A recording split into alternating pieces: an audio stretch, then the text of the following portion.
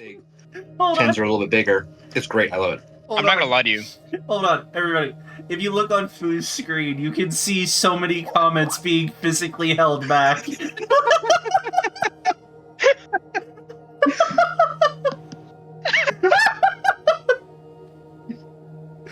And just fucking moves the mic away. It's like, yep. This man sitting over here just like I refuse to be patriotic. And I'm very good at sidetracking people. I'm trying to let you live, you know? That's true. That's true. Yeah, we should actually get started. Yeah, we might need to do the episode, huh? Yeah. I'm back. Sorry about last time. I was sick. I'm back, I'm front. Yeah. Shut up. You're big bottom. Shut up. Okay, and? There's no front for you. Actually, yeah. That is a little bit of an announcement on top of like the usual. What I'm going to say is that we're. Oh god, now I'm going to be burpy. Of course, as soon as I start talking, the burps come. God has gas. I know. Yeah, on top of the usual stuff, that we're going to change around a little bit the look of the stream at some point. Just to have it so that there's different screens between like when we go for intermission, when we are on certain screens. It's not always going to be this. So that is that's one thing. But we have Sin back. He was not They here tried for to the get rid last of me. session. I survived. He said no. I am Yeah. Jeb's emissary. Cheb's emissary on this. You will most. clap this time. There will be clapping. Nurgle I versus specifically Jeb. Who ordered wins? clapping. So, like, do you think he hit all the electoral votes he didn't get under those massive Straight fucking up his collars ass. on that fucking coat? Straight up his ass. The spacious, Yeah, roomy just like ass a of Jeb. it's like a Colombian pack yes. mule. Just up Yes. there. Size Queen Jeb Bush. Oh no, we're getting off track again. Sorry, again. sorry. Mr. Hands Jeb Bush. No. For the record, that high back, I'm front pun, that's 15 hours in the queue for the, later. Can't say Into that the on device. stream. I think Delta Green also has the technology to do your gender transition very quickly. You just do have to spend time in the queue.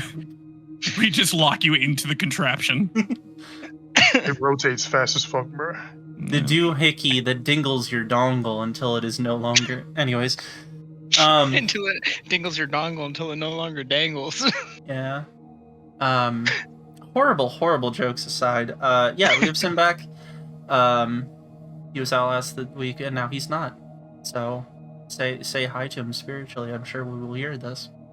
Why are you witching curses upon my house? It gives us strength. It refills my power. Make faces. However, for the rest of the campaign, and this is also going to be true for the D&D one, hers is not going to be with us for the rest of these games. He had to pull out for certain reasons. I'm going to be playing his character for this investigation, just because it makes sense for him to still be in this one. Just, I'm going to be doing all of the actions for his character, and role-playing is that if it ever comes up. But then, we'll see what happens once this new investigation is over. As for D&D, Thursdays is going to be weird. We don't have a game for it yet, just because of some changes that have happened. So we're going to try to see what we're going to do to, like, not entirely reboot, but kind of soft restart from where we were with the campaign. We'll see what we can get done with that, but that's our current thinking. In the measures of DC, the role of DM is going to be replaced for Shay with James Gunn with the new D&D games. So. Yeah. We somehow have that kind of pull. He decided to join for specifically that. Yeah. Who was the director for the D&D movie? I have no idea. We'll look that up. He must have been Anyways, okay because the D&D movie is nice. Fucking rules. Mm-hmm. But anyways, The robot says it was Curtis Hall, and it was his directorial debut, apparently. fuck But, yeah. you know, Alexa just lies and shit, so... no shade, Alexa, you know. Yeah, directed by, it says on this thing, Jonathan Goldstein and John Francis Daly. There was another D&D movie. So, Yeah, there were 2 of them, so... yeah. You know, somebody with the name like John Francis Daly is the kind of guy that if somebody walks in the building, they're just like, "Are you John?" And he's like, "Every day." God. Like a fucking dick. Damn it, I would beat John's ass. Yeah. I don't know how to. Fuck. Are you trying to emulate Brendan? Yeah, I was trying to. Trying to get And I got comfy? stuck. I got stuck on the chair. I didn't know how to get up for a second. Brendan right now is exuding peak Maxwell vibes because he's just laying down on a couch. I got some candy near me too. It's great. All this motherfucker's fighting sitting here stuff? like- Fuck that. And he's just sitting there like, "Oh, you're fighting." Should I went to medical school? Should've. I did. Scalpels actually have surprisingly low God, was DPS. Echoing I- asshole. Look, I attended the University of Science, Medicine, and Catholicism. Okay. What? Ah, yes, where they famously cure shit through good vibes. I was gonna say through motivation and crayons, but okay. Oh. No, that's Oh, yeah. Now I know what you're talking You're about. not mixing up Marine. University of Science, Medicine, and Catholicism. United States Marines. Yeah. Sorry, bad joke. Anyways, Look at and Boo. the Protestants are the ones who use vibes. The Catholics use sacraments, which are oils that someone talked over top of. Well, I'm sacraments waiting- and sorry. Anyways, I'm I waiting made for myself Fu. immune to every single disease by putting every single Disease. like oil or anything like that into a giant vat and butt chugged it. I just like doorknobs. I saw God. You are going to hell. It wasn't even my God. I feel like one of these days I'm gonna see like Fu in this very pose, just slowly start raising a sign that says "boot" whenever Vase does that again. Boo, what's your opinion It's on for the butt chugging bit. vanilla For the extract? fucking bit. Because things that go up your ass are more readily accepted through the blood-brain barrier, it probably tastes delicious. But as with all things you put up your ass, be careful because that's a higher chance of killing you than putting it in any other hole. This has been a PSA from. This is not medical advice. This is not legal advice. Last roll is not. It's how you can turn drinking alone into a PvP event. Okay, Real. we have to start. For the record. Why do I you didn't have that hat? Anyways, I can't. They can't even see the hat. They can't even. The people at home can't see these webcams. Fuck. Now I gotta try my hardest not to talk like Admiral Anderson the whole fucking stream of shit. You were saying Admiral Akbar. I could tell you had to fight tooth and nail. Oh my god. I don't think Fu, I don't think you're allowed to like do the whole look at Vase in the hat and go in the Admiral Akbar voice. It's a trap. I think that might be ache. That's not in here. That's a call to action. It's a bottom. No. Oh shit. Anyways, continue. Stop. Yep. It's only a crime if I don't hate him. It's not a hate crime, it's just a crime. We should continue with the stream. Yeah. Sorry, I'm getting in all my quips that I missed last time. Oh yeah. Did you read through all the stuff that I sent you about what happened last session? Because it's a lot. Yes.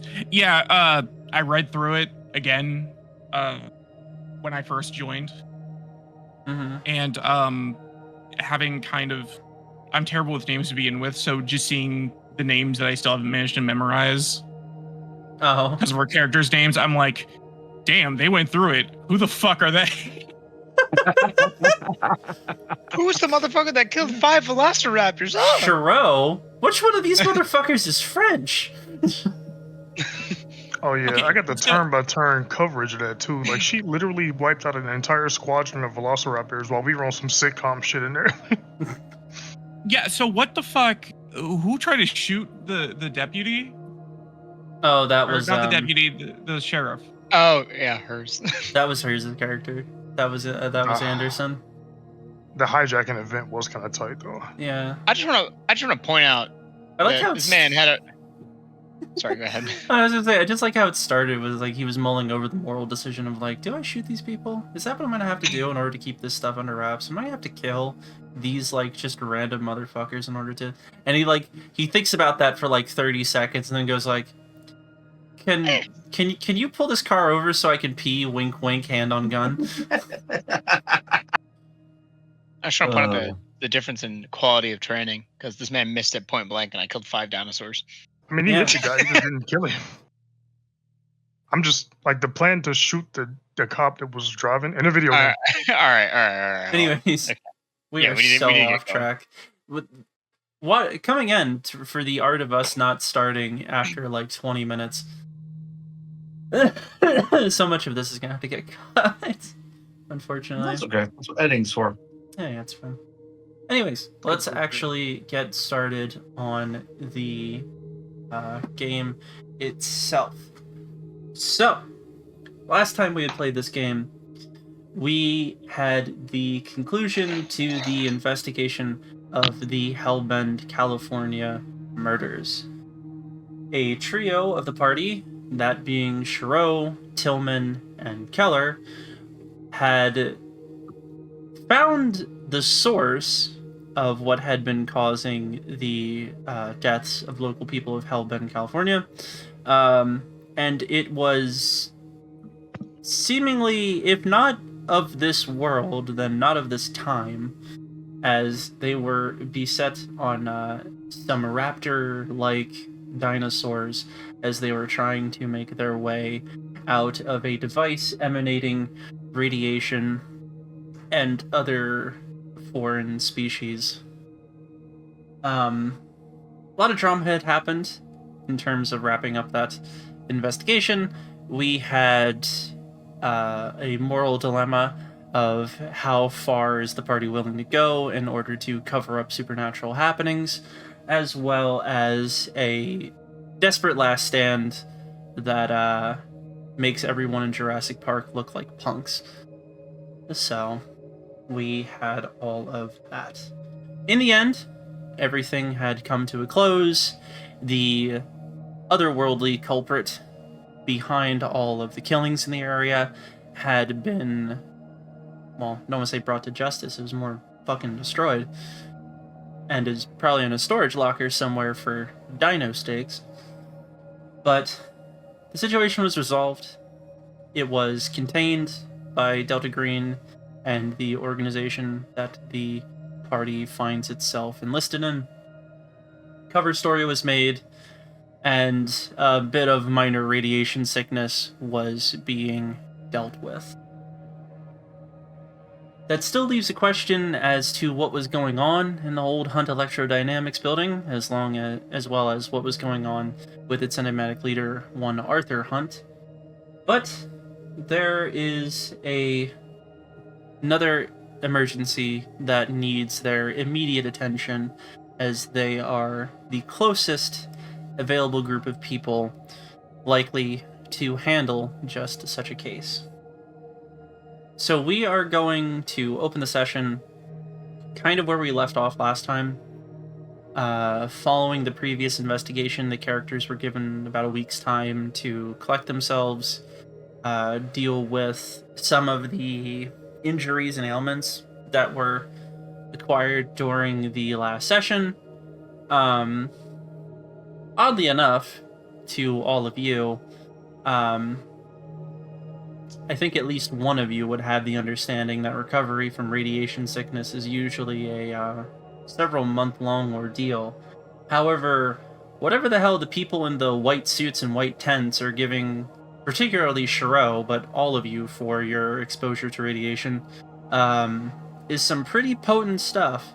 So while you still have some lingering after effects of radiation sickness, mostly Shiro succumbed to it pretty badly, you're on your feet, just sort of having that...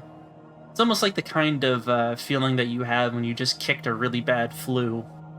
So this is a certainly a strange and singular experience for all of you. What are you doing, Sin? Oh, the Jeb. Jeb. Anyways.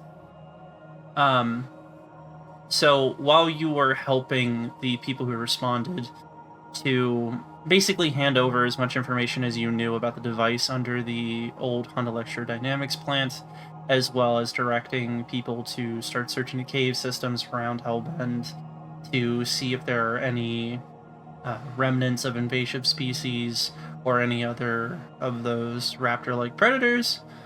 You guys pretty much found yourselves with not much to do, trying to recuperate. This time period is cut short on a Saturday as you, around midday, get a call, and those of you who had destroyed your phones in the last investigation have new ones now, with a somewhat stern talking to not fucking break these things again. You all get a message that you are to meet in a particular tent of this ad hoc facility being made around the Honda Electrodynamics plant, and you are going to get your next investigation. How do we all feel so far? No. Meh? Not too bad. I'm not suffering from radiation sickness, so after a traumatic event, feel like you were taken over for approximately like 24 hours. God damn it. I think Mom, I threw up. I don't feel too good. Mom, I threw up. I think in table you were only possessed for like 6 hours tops. Possessed? I was seeing made a meta comment about his character being controlled by somebody else. Oh. What the fuck is that face? I dissociated. It was the other person out. It wasn't me. Yeah. Trying to stream on. What are you doing? For me Jesus. or Stan? Stan. That was a wild... Oh, God. I can't look it's at an it. expression of pain. It is an expression of pain. It should go without saying Classic that we didn't break the phones on purpose, right? Like, why would they reprimand us? Like, try not to break these. It's like, motherfucker.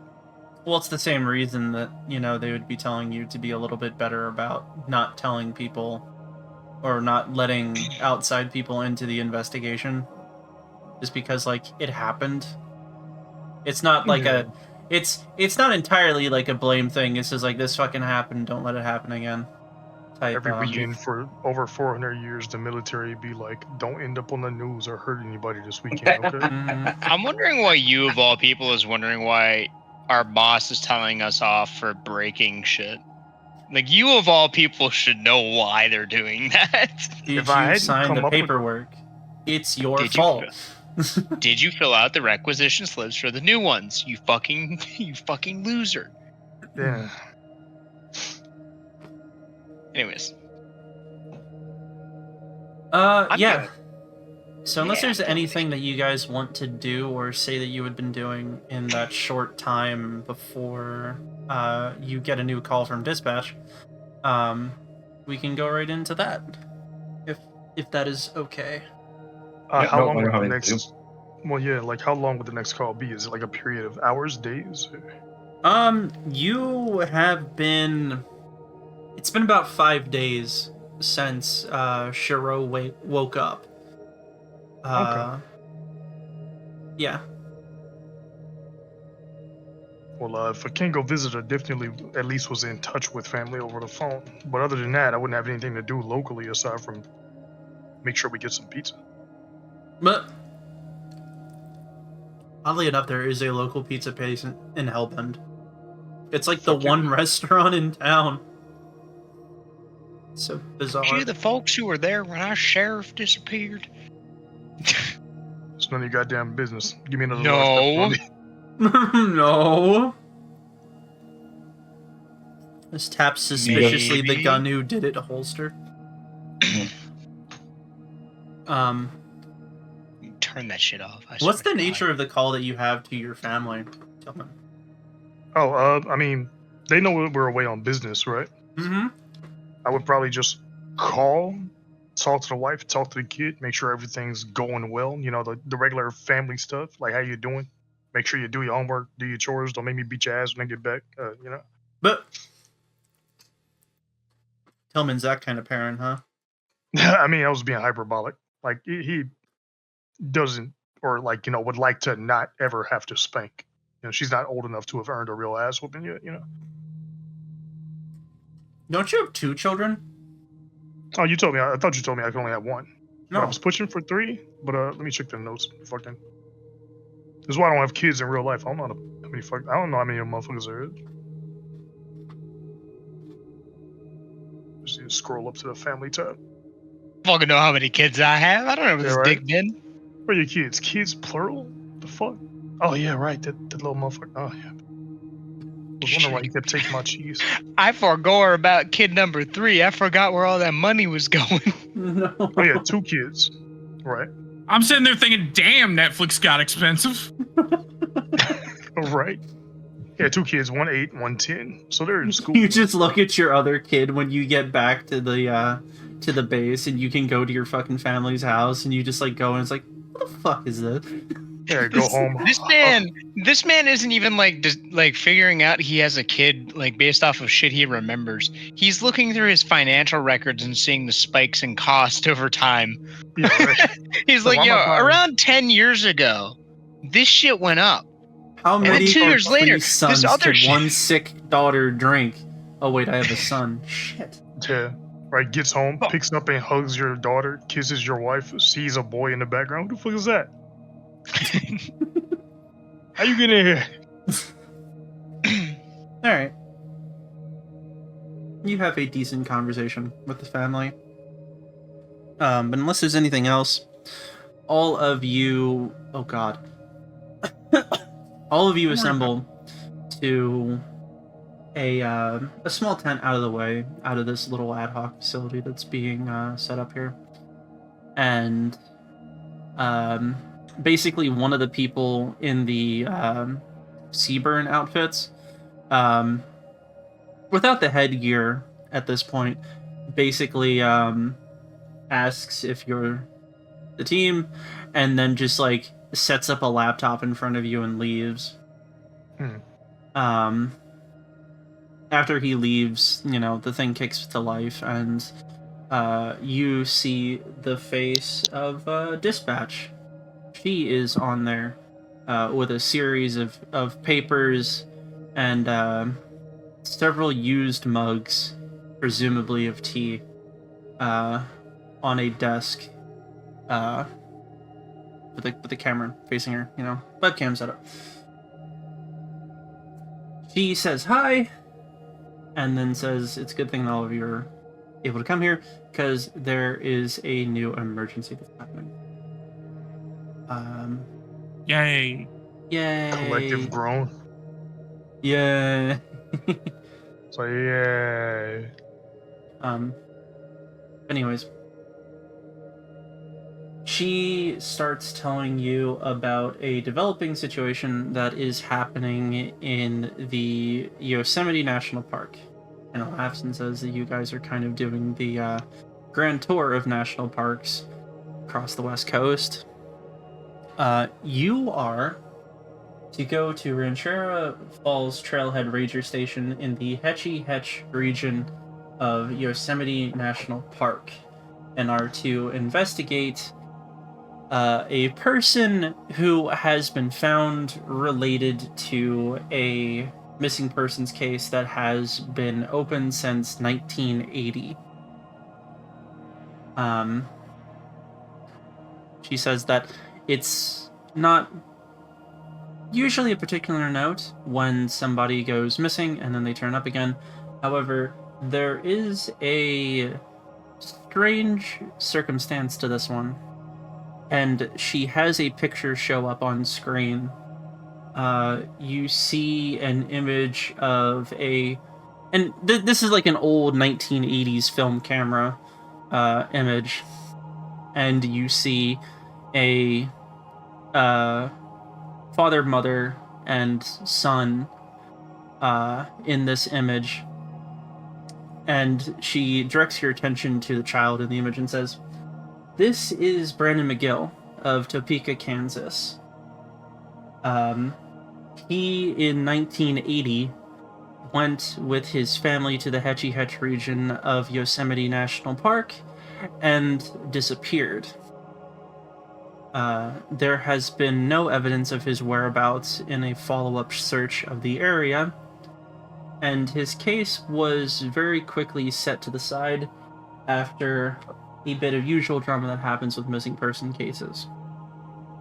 Now here's the person who turned up, and she shows you a picture of a child that looks remarkably like this one. They are wearing no shirt. It's a very like close-up digital camera shot of what looks to be the same child. They're dirty, hair roughed up. There is a blanket wrapped around him. Dispatch continues.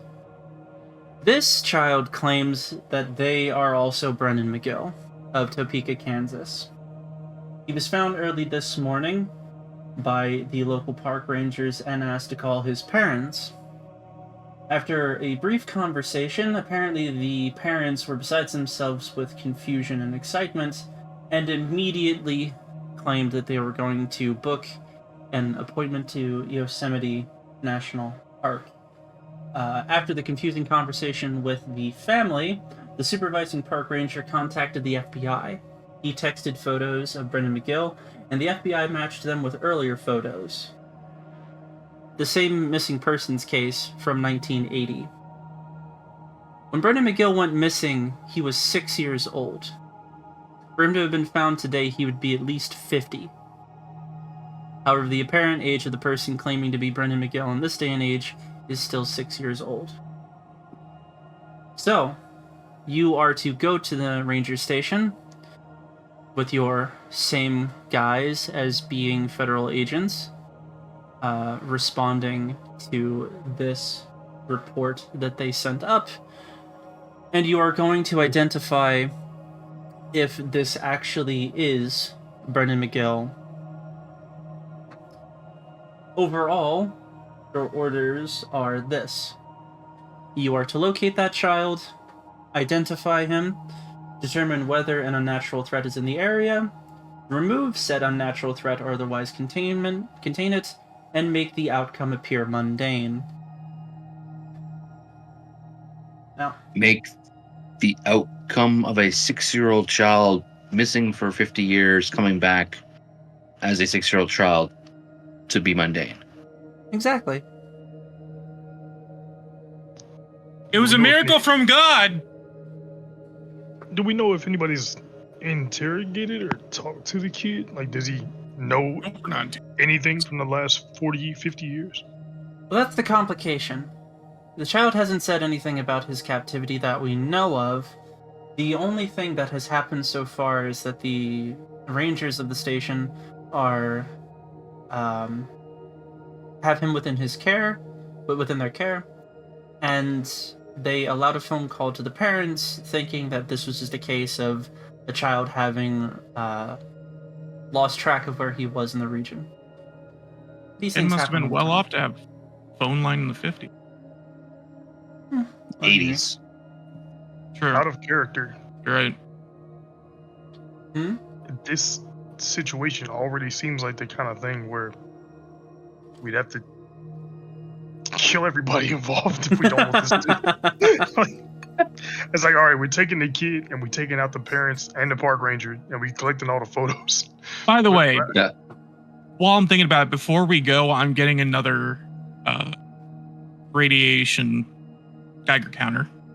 Oh, yeah. I'm bringing that with me. Actually, can we just request additional gear or does that require some? And we can do that after. You keep going with the brief. My bad. I mean, you'd be able to get stuff afterwards, but unfortunately, you won't be able to get much. Before this one. Yeah. You're still working with the equipment that you have. This is an emergency. Yeah. Like, this is happening right now, and you need to go. And we're the best machine gun. Well, you're the closest right now. Closest available. Do we have any existing evidence from prior? Any DNA evidence? Any other kinds of corroborating elements that could allow us to determine this is or is not the child prior to their recent find? Like, I don't imagine he was in like an FBI database or something like that. Well, we only have what could have been acquired during the 1980 investigation, which is not much, unfortunately. Okay. Cool. Yes, Shiro. Mrs. DM, can I have a machine gun, please? Dinosaurs scare me. No. No. No, you may not. Do we know what the investigation for him as a missing person turned up last time? Yes. Let me see if I can find that on the computer here. And she starts digging around, not unlike the DM. Oh, excuse me. So, let's see here. Brendan McGill, Topeka, Kansas, disappeared from Hetchy in 1980, age 6.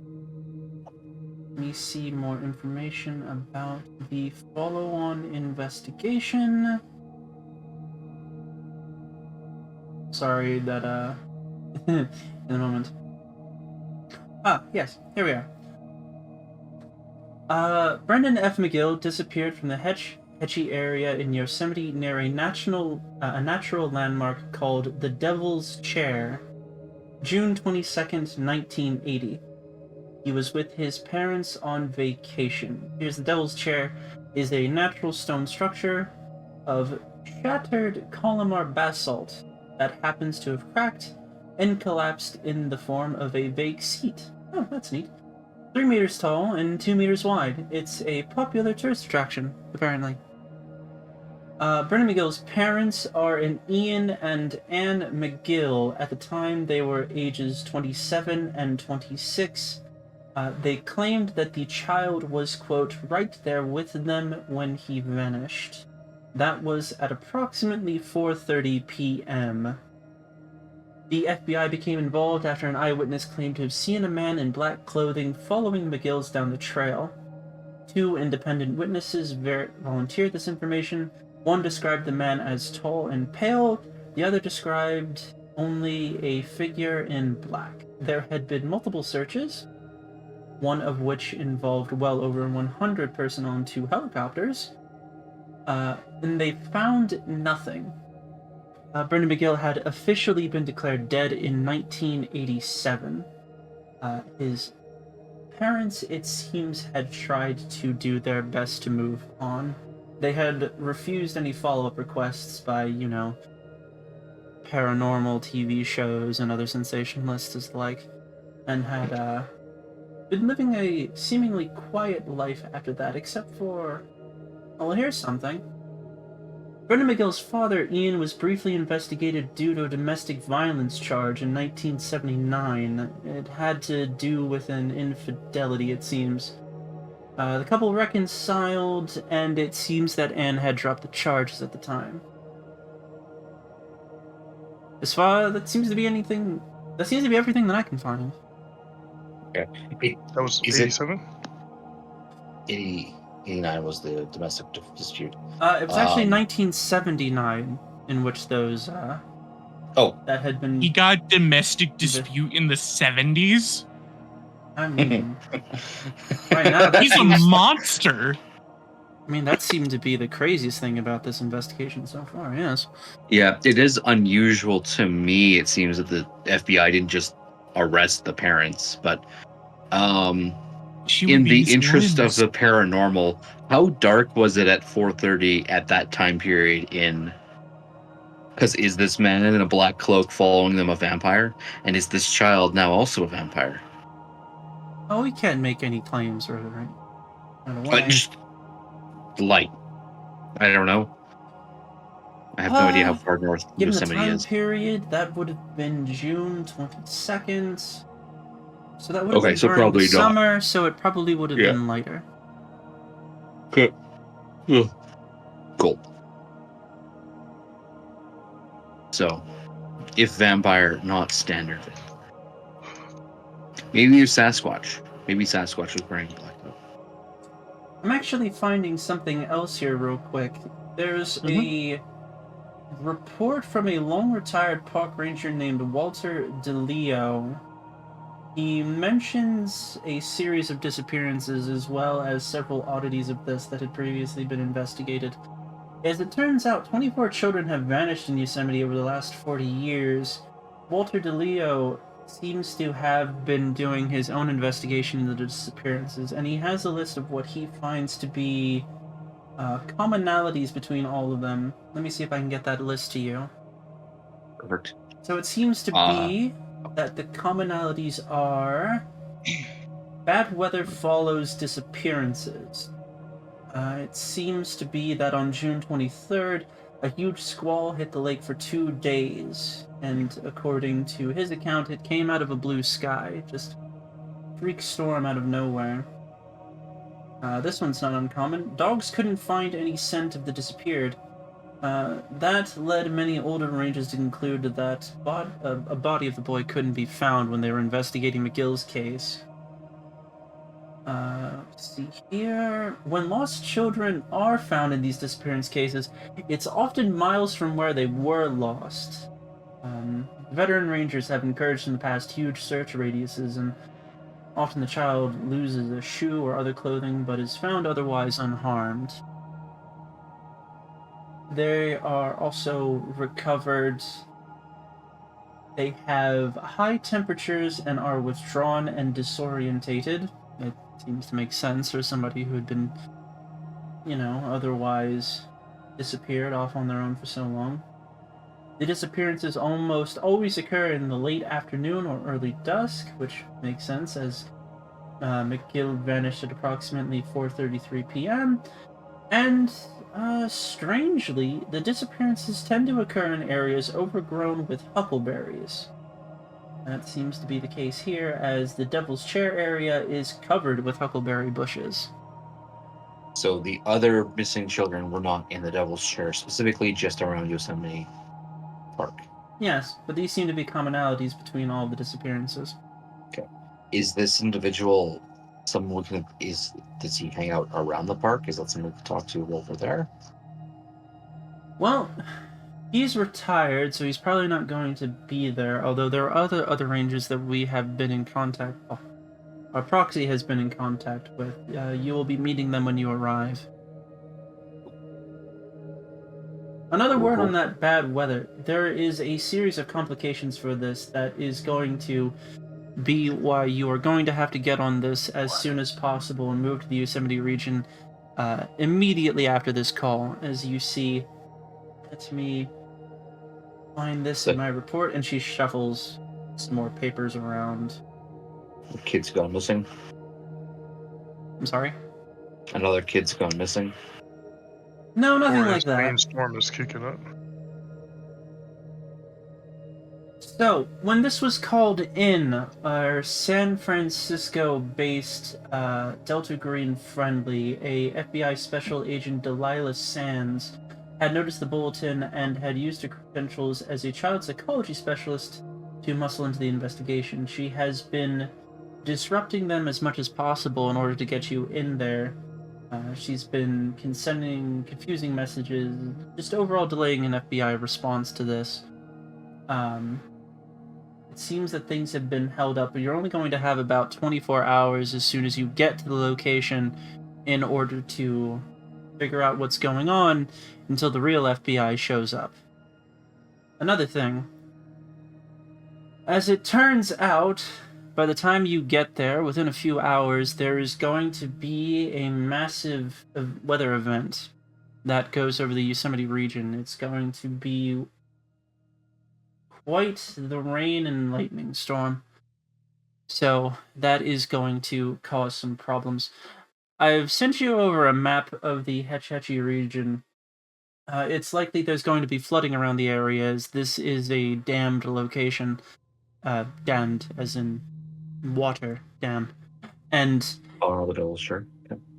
and you will provided on that map is going to be a series of locations that will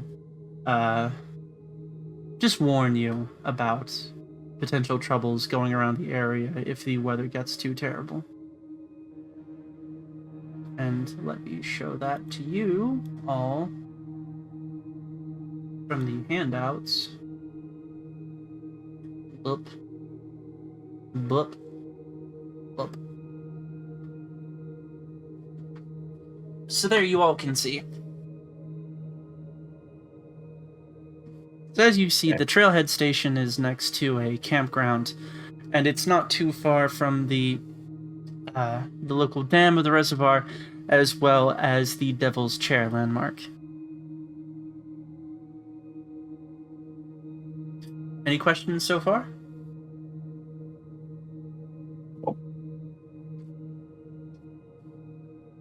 Anybody? Nope, I don't have any questions. Nope. No. I asked a bunch of questions already. All right. Map. I can't ask this question. Oh, what's the question? I can't ask the question. Why not? I may have Googled a little too fucking hard. I'm sorry. Oh? Carry on. What's Carry your question? Would it be possible for me to acquire large quantities of iron or silver before I depart for this location? No, it wouldn't really be possible. Damn. Why? Okay, then my question is, don't worry about it. Don't worry about it. Oh, come on, you can tell me. No. Are you trying to find Bigfoot too? Yeah. I'm also 24 trying to kids find vanish over a period of 40 years, and you just automatically blame the Fae with like no prompting or anything. Okay. Yeah, Is that too far of a stretch? Is that really that far of a stretch? Big fucking wooded area out in the middle of nowhere, bunch of fucking kids missing, storms rolling in afterwards. I mean, we did just survive raptors. Yeah, I just fought fucking dinosaurs. You're really fucking that you questioning me right now? Yes, a lot of the things you're pulling from are D&D Fae lore, and not actual Fae lore. I mean, Pshaw. the motherfuckers probably do eat huckleberries. What a good insult. You look like you eat huckleberries. Typically, the Fae ate people, but Show me how many fingers you have on your hands. You look like somebody who eats huckleberries. Yeah, let me check your skull shape. Okay, maybe not that. Okay. I mean, if you're trying to see if they're Fae, if you measure it every day, it changes. This is dispatch. I don't feel comfortable going with this man out to the middle of nowhere now. He asked me what my skull size was. I like how that's what keeps you from getting in a car with my character and not the me you constantly just brought up checking. the Fae and mentioned checking bone up. size. That is a concerning combination of statements. Out of character. Yeah. Anyways, sorry. I love how it's the big scary special forces security person for the team who's like, ma'am, I don't want to go on the special mission. He's bringing up phrenology. He's a little spooky. I'm pretty sure Wolverine used phrenology on the Fae one time in a comic, like an official X-Men media, but like whatever. Oh no. Then they changed it more like Wokeman. Real. Unless there are any questions, you are to depart immediately to the Yosemite National Park and the Hetch Hetchy Reservoir location.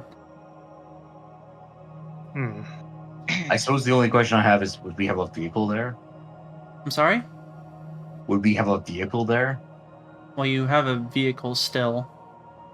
Cool. From the that you got from the local FBI. Just checking. Because the main thing is just, hey, there's a major storm coming in. What are the chances we have to drive away quickly and not die? Sure. So. Yeah, you have a vehicle. Okay. It's that same like big Jeep able to hold all of you in one vehicle type thing. But yeah, that is all that she has for the briefing. I have a couple of questions. Okay. Is the child currently in the custody of his parents or the local authorities or the park rangers? As far as we know, the parents shouldn't arrive for at least as long as it will take the FBI to get there. Okay. Although they were very enthusiastic as getting there as fast as possible despite the weather. If this is the same child, and biometrics, it does seem to be the same kid, how could we possibly make this seem not anomalous without simply making the kid disappear? Off the top of my head, we have similar cases such as this that are more mundane, where you have people who pretend to be somebody else for attention, or for other nefarious reasons. You could always, despite the fact that the child's apparent age is 6 years old, claim that he's one of those, or any number of other things. Although I wouldn't recommend saying anything like this being an act of God or anything. Obviously. I would also say, is it possible to remove one potential complication?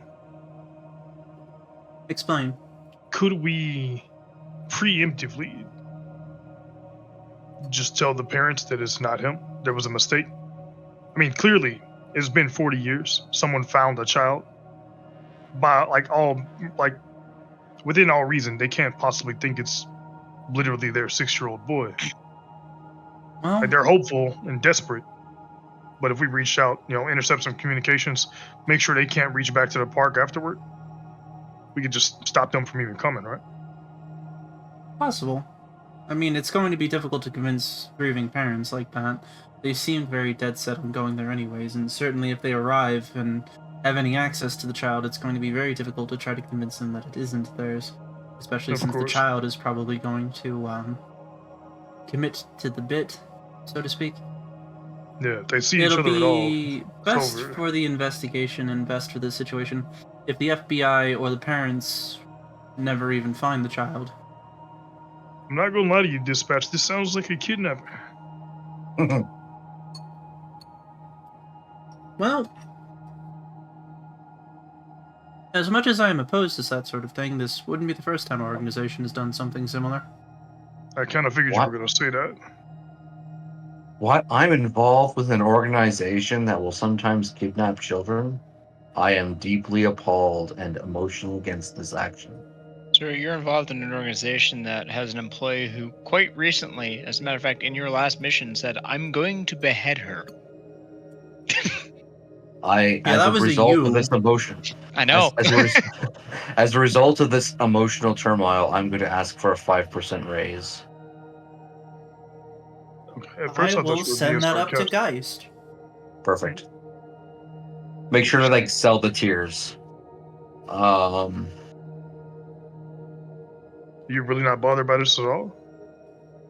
Bothered by the kidnapping? I mean, it's not ideal, but considering the way that this whole organization seems to work and the expectations we have from the beginning, if we walk out of here having only had to kidnap a single kid, I would say that we are very fortunate. I guess it's better than killing 2 cops. Or, killing a kid and all the FBI and park rangers and setting fire to the entire location and killing the grieving parents when they show up too. Because that's also a possibility that I really would not want to do, but is definitely within what might be expected of us. Okay. I know that this is spur of the moment, but there are ways out of the situation, and we will be in contact. In fact, Geist Okay. has emphasized that she would hope that you remain in somewhat constant contact with us as you make decisions throughout this investigation, and I will also remind you that you are to investigate the nature of his disappearance as well as just to contain it. Yeah, obviously. If Yeah. if this really is Brennan McGill, then his existence is impossible. So we will have to figure out what caused it. Oh yeah, obviously. there are other Regardless. Oh, keep Yeah. going. You go. I was going to say, you said there's other missing kids. Nobody else has returned, right? Some have. However, they seem to be in the same dazed and confused state. However, in those cases, they were returned shortly afterwards. Okay. So that could be that if there is some sort of vampire or leprechaun or whatever else that's taking Where's that his. vampire thing again? I don't know. You in a dark cloak. Child shows up not having age. That sounds kind of Yeah, it's just Nosferatu a to me. guess. Whatever this thing is, it may have gotten those kids or may not have. Having been a dumbass 6-year-old running around in the woods, I can tell you that after several hours of not having enough water, you get kind of confused and dazed in the baking sun. So, yeah. But there haven't been any other children that were missing for years that have returned. No, there have not been. Okay.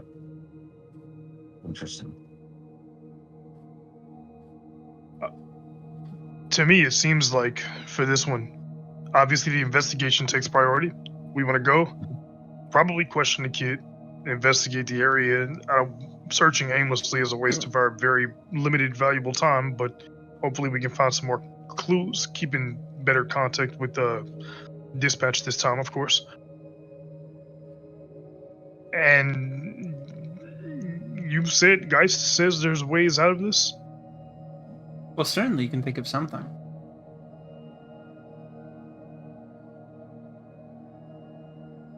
We can advise as you find more, really. If it comes down to it, the last thing, like literally in chronological order, we snatch the kid last if we have to. Yeah. Would seem to be that way.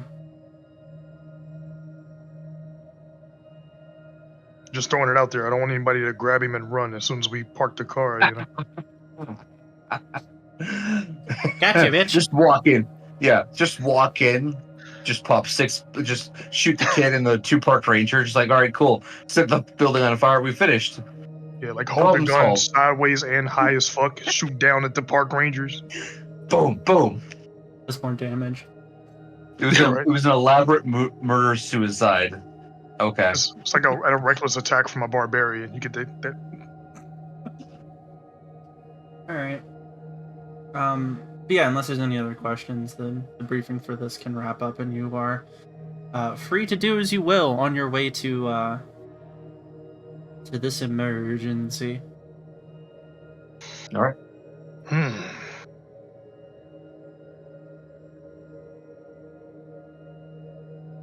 What you thinking? We would have access to the database at this point, right?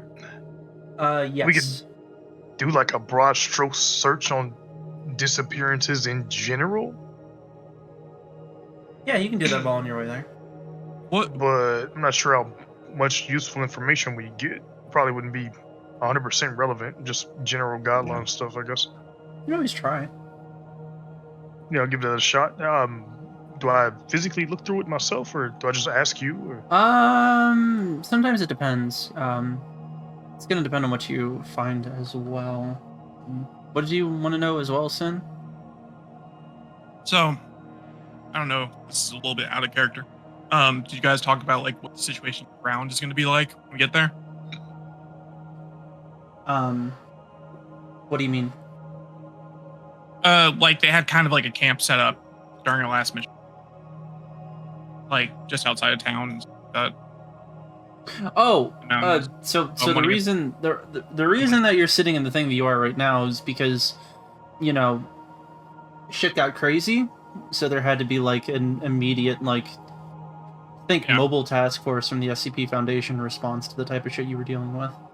Right now they're basically like, oh, so there's this big ass seemingly portal to another time period that is just here. Well, we're gonna have to now start thinking up a reason to turn this into a dedicated containment site for this, because this is a little involved. I mean, anybody with a Geiger counter can see that the place is just bleeding radiation. It won't be hard to put a dome on that. That's what they're trying. As for this one, this is like full cover again. You guys are pretending to be FBI agents once again. You are going with your previously stated identities or fake identities, and using them. So within that, in terms of our ground game, it makes sense that I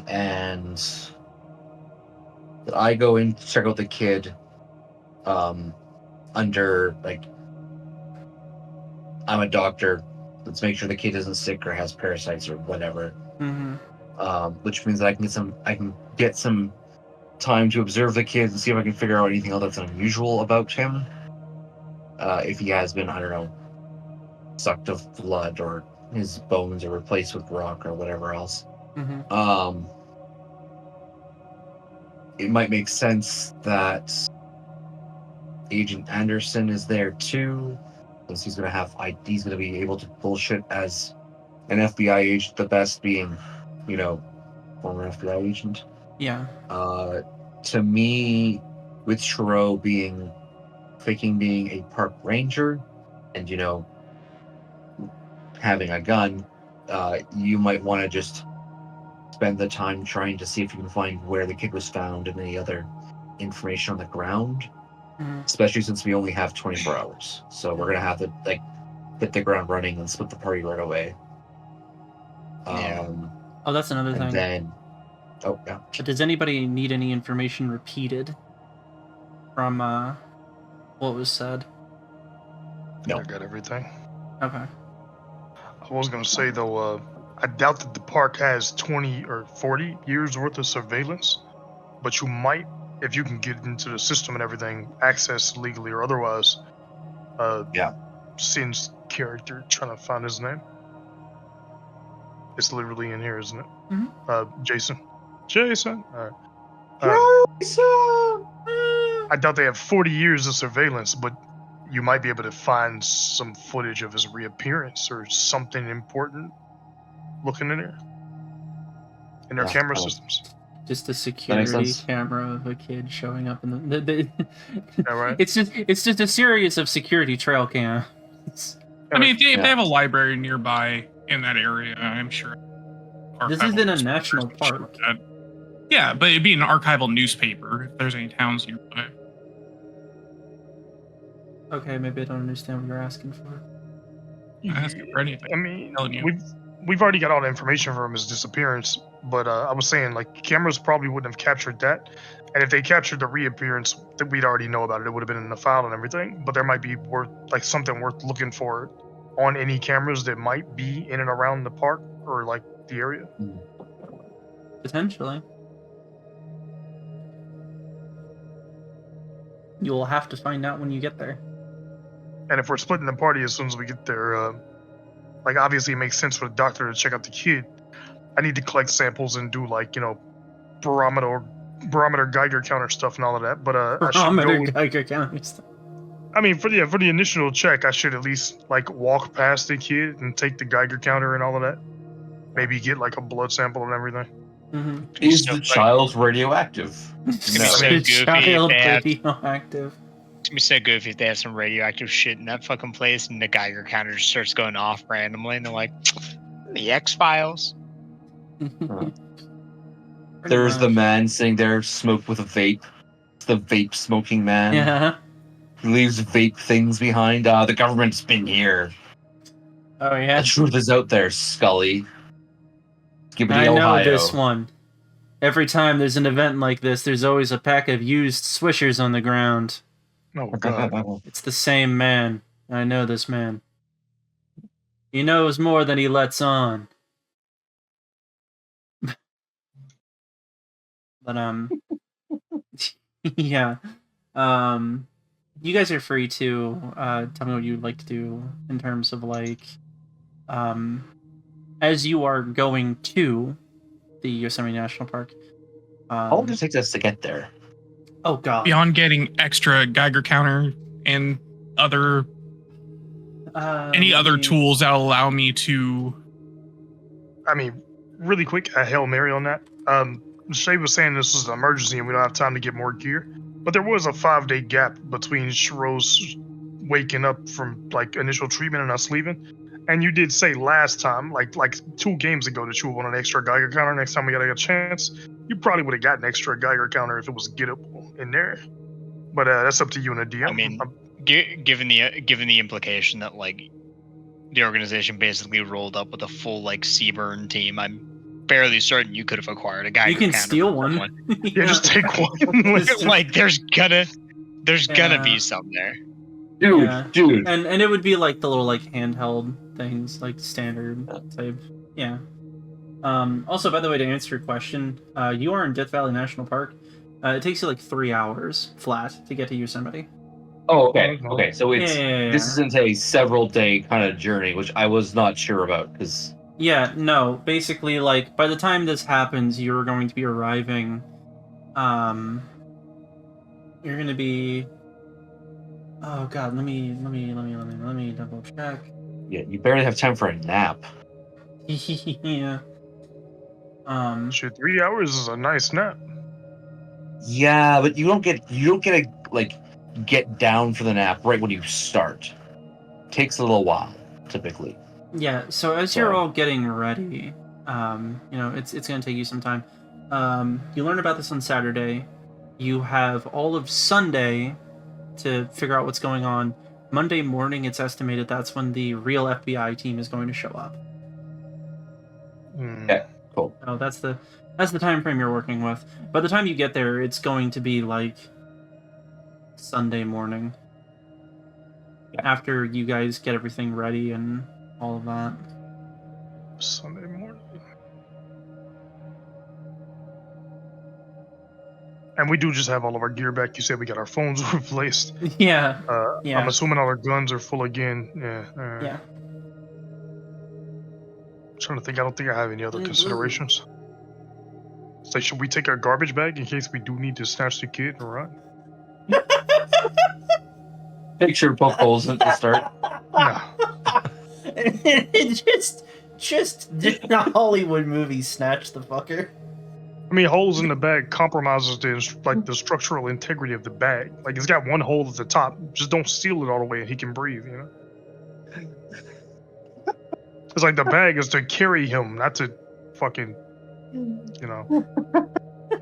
Yeah, I don't know if you've ever picked up a 6-year-old kid, but they'll just rip through a garbage bag.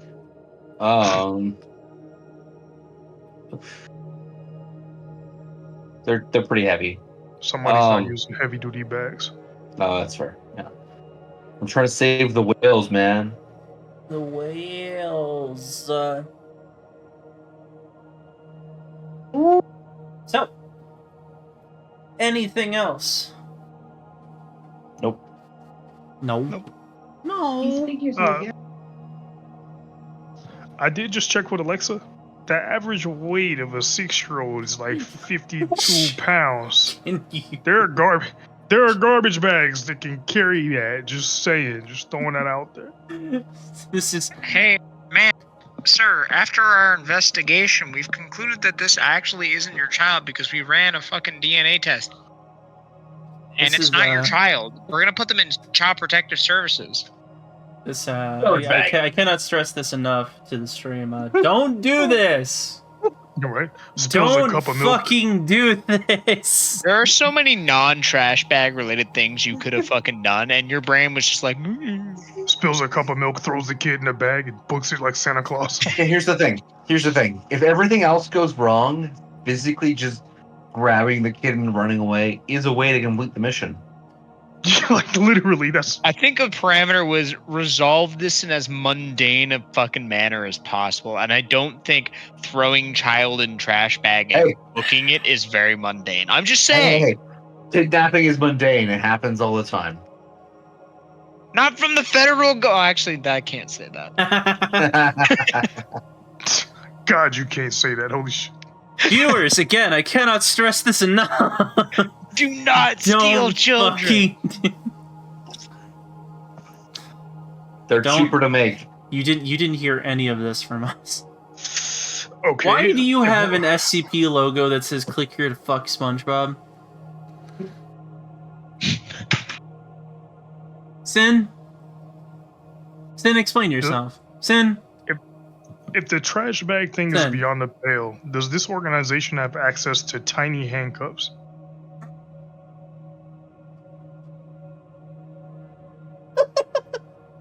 I mean, presumably, like zipper handcuffs. Oh, like twist ties or like zip ties. Yeah, the twist ties. Yeah, you're gonna twist tie a 6-year-old's hands. Yeah, you're going in the bread box. Put twist ties around his hands. God. Oh my god. That background's awesome. Holy shit. I can't get over. For the again, I have to stress for the people at home. we use webcams for our own purposes. That way, we can talk without interrupting each other. We have like this system of like raising your hand if you want to. This is all the regular like fucking bullshit. Sin has decided to make the background of his webcam the SCP Foundation website logo and their website, but instead of saying the SCP Foundation, it says "Click here to fuck SpongeBob." I just don't know what to do with that. I don't know what to do with this information. Who's the black guy motioning to the camera? Is that a wrestler? I don't. No, that's Wooly versus. Okay. Oh god. Fucking rules. Ay. All right. Well, In that video, the doctor's coat stays on during sex. Ooh, really? I mean, I guess technically not an important question that we didn't ask before that I didn't think about. This is a white family, right? It is. Okay, just put that in my notes real quick. It is fucking Wyoming. Make an assumption. I'm just saying. They're from Topeka. Oh yeah, the taco people. Topeka. Taco. Dwellers of Thieves. 3-hour drive, parentheses, white family.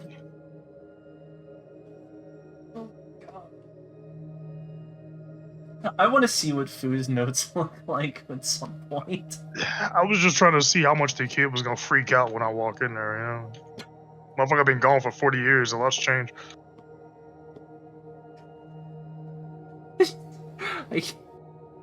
I can say nothing to that. There's not a single thing I can say to that. It's like that meme edit of Trump walking into the room and that little black girl started screaming and freaking the fuck out and shit.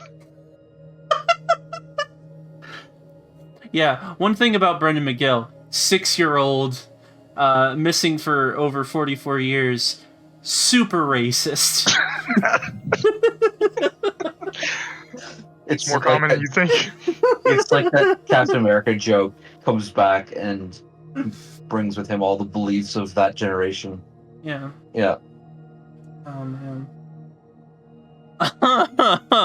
Shit. Okay. It's not a very long drive, too.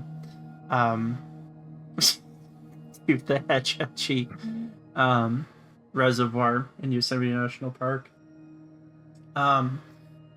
You go there, and where you had been very used to just like dead open desert, rock formations, barren landscape, it becomes more wooded and more mountainous. The landscape begins to appear something along the lines of this as no, that's not what I was looking for. Something along these lines. As you start getting into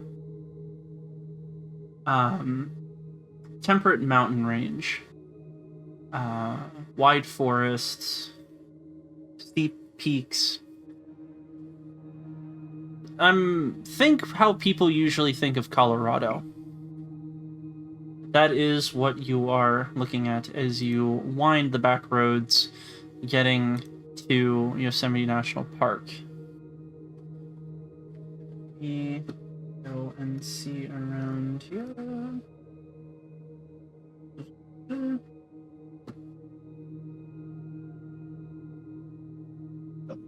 sorry, I'm trying to find this out.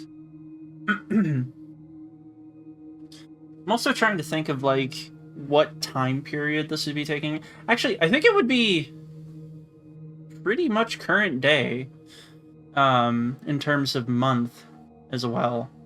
So it would be sometime this month in November, you are going through here in the Yosemite National Park. So it's no longer the incredibly hot summer season. It is starting to get a little bit more temperate.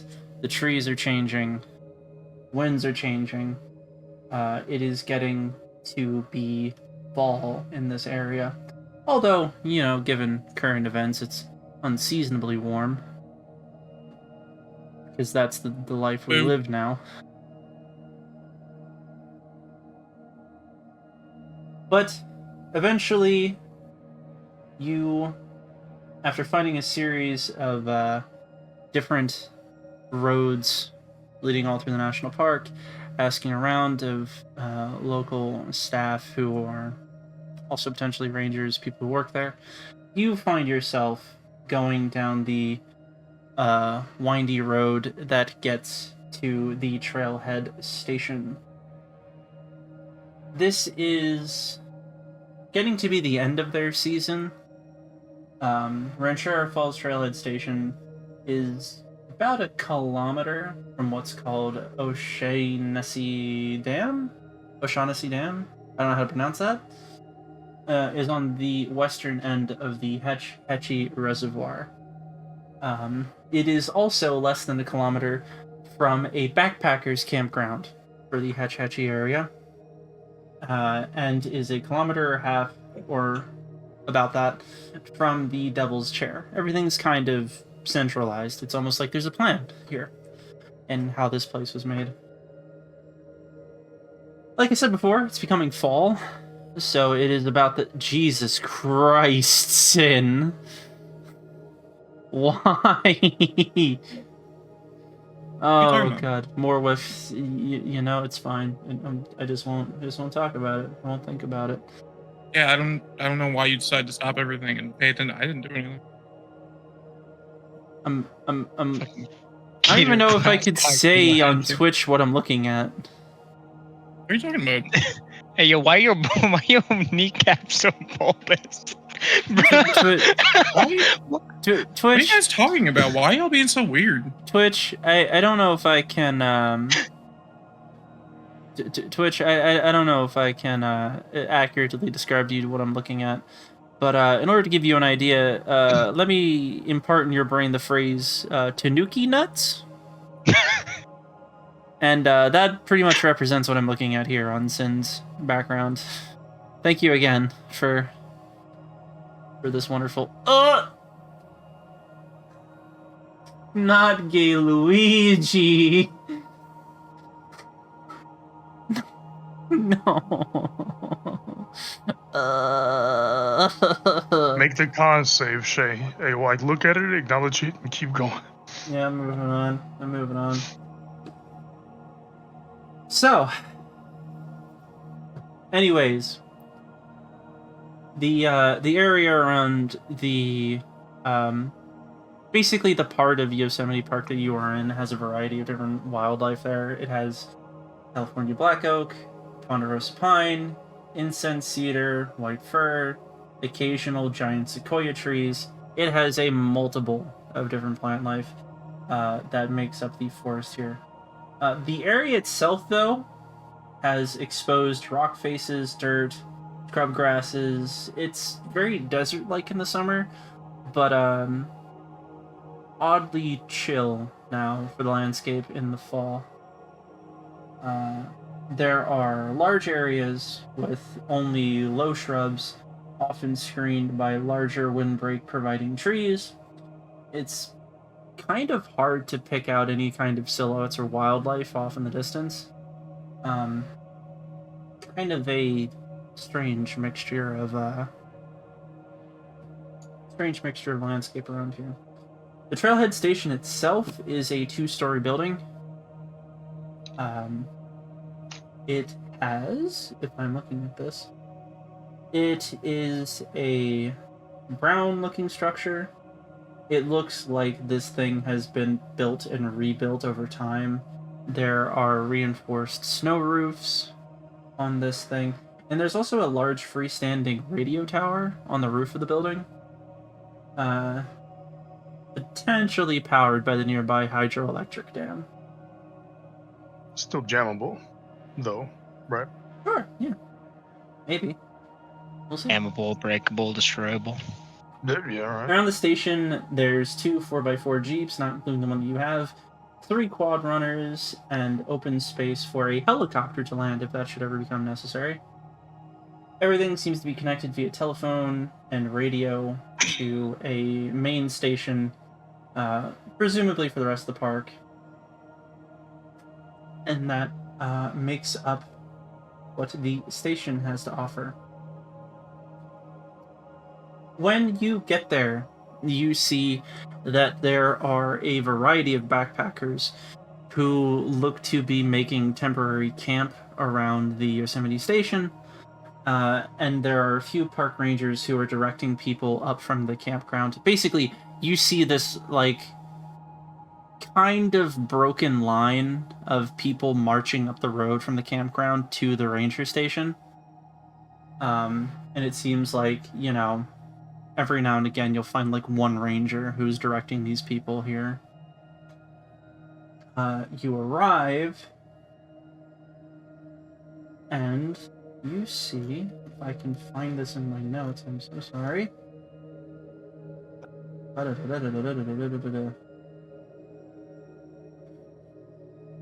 There is a middle-aged man in Yosemite Park Ranger gear, and it's very obvious that, you know, like, it's one of those type of park rangers where they kind of look like game wardens, if you know what I mean. Like, he's wearing, like, police gear. He has a Kevlar vest, he has a sidearm, he has that funny little hat. But for all intents and purposes, he's not really like a cop. He is a park ranger for here.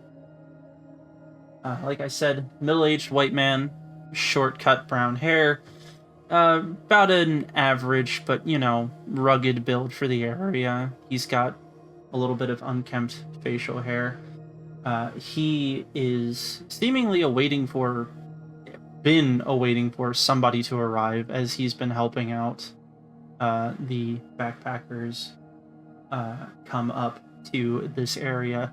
He spots you guys coming up, and since nobody else has been bringing their vehicles, he starts walking over to you guys immediately. And if the letters emblazoned on the side weren't enough of a clue, he looks at all of you as you're getting out and goes, "Are all you guys with the FBI?" Yes. Yes, we are. Okay, nice to meet you. And he finds whoever's closest and just starts shaking hands and introduces himself. Ranger... Yeah, that was the only reason I lingered. I wasn't sure who was in front. Yeah. I'm Ranger Douglas Keena. I'm in charge of the station. It's getting to be about the end of our season, but while we're still here, it's my station. You're here for the missing persons case? That is correct. Child we found? Okay, well, let's get this going. He seems a little bit confused as he's doing this. I don't know if anybody's following him, but yep. I mean, he's leading us to the building, right? Yeah. I would have grabbed some sample collection stuff and, you know, all of my small portable gear. Yeah, I imagine you guys are like grabbing like little backpacks and stuff that you can take with you. But as you're doing all this and he leads you to the station, you know, it's a little bit of a walk from there to where you're going. He kind of gestures around everything going on. Yeah, we're a little busy right now. Got a storm coming in this evening, and looks to be a pretty nasty one. So just in case anything goes wrong, we're asking anybody in the campground to come up to a higher elevation of the trail station. And it's been a pain in the ass getting people up here. And I'm not gonna lie. Along with that, this situation with the kid that we found is it's certainly leaving an impression. You know what I mean? So, I mean, it's weird, right?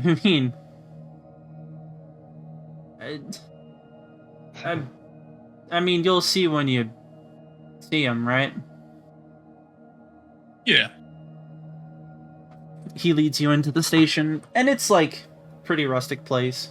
There's, the average decoration of local wildlife that have been stuffed and are on display in a kind of like a. Let me see if I can actually tell you a little bit more about the area that you're in. Yeah, so you initially come in. There's a little bit of a raised patio that you walk onto that is currently unoccupied. You go into the front door. Off to the right, there's a big common area with a fireplace. To the left is the main ranger station area and radio room. It's a big set that's in the back corner. And the area is that very sort of... It's almost like the mixture between an office building and a rustic cabin, if that's possible. There's a lot of information about, seasonal wildlife, wildfire information. Those fun little, like, tiny museums with stuffed animals, and it's like, Yeah. This is it. Yeah. Yeah, it's like, there's stuffed animals, but not only are they there, there's little, like, plaques next to them. It's like, this is a local bird, this is a bobcat, etc., etc. That sort of thing, lining the area.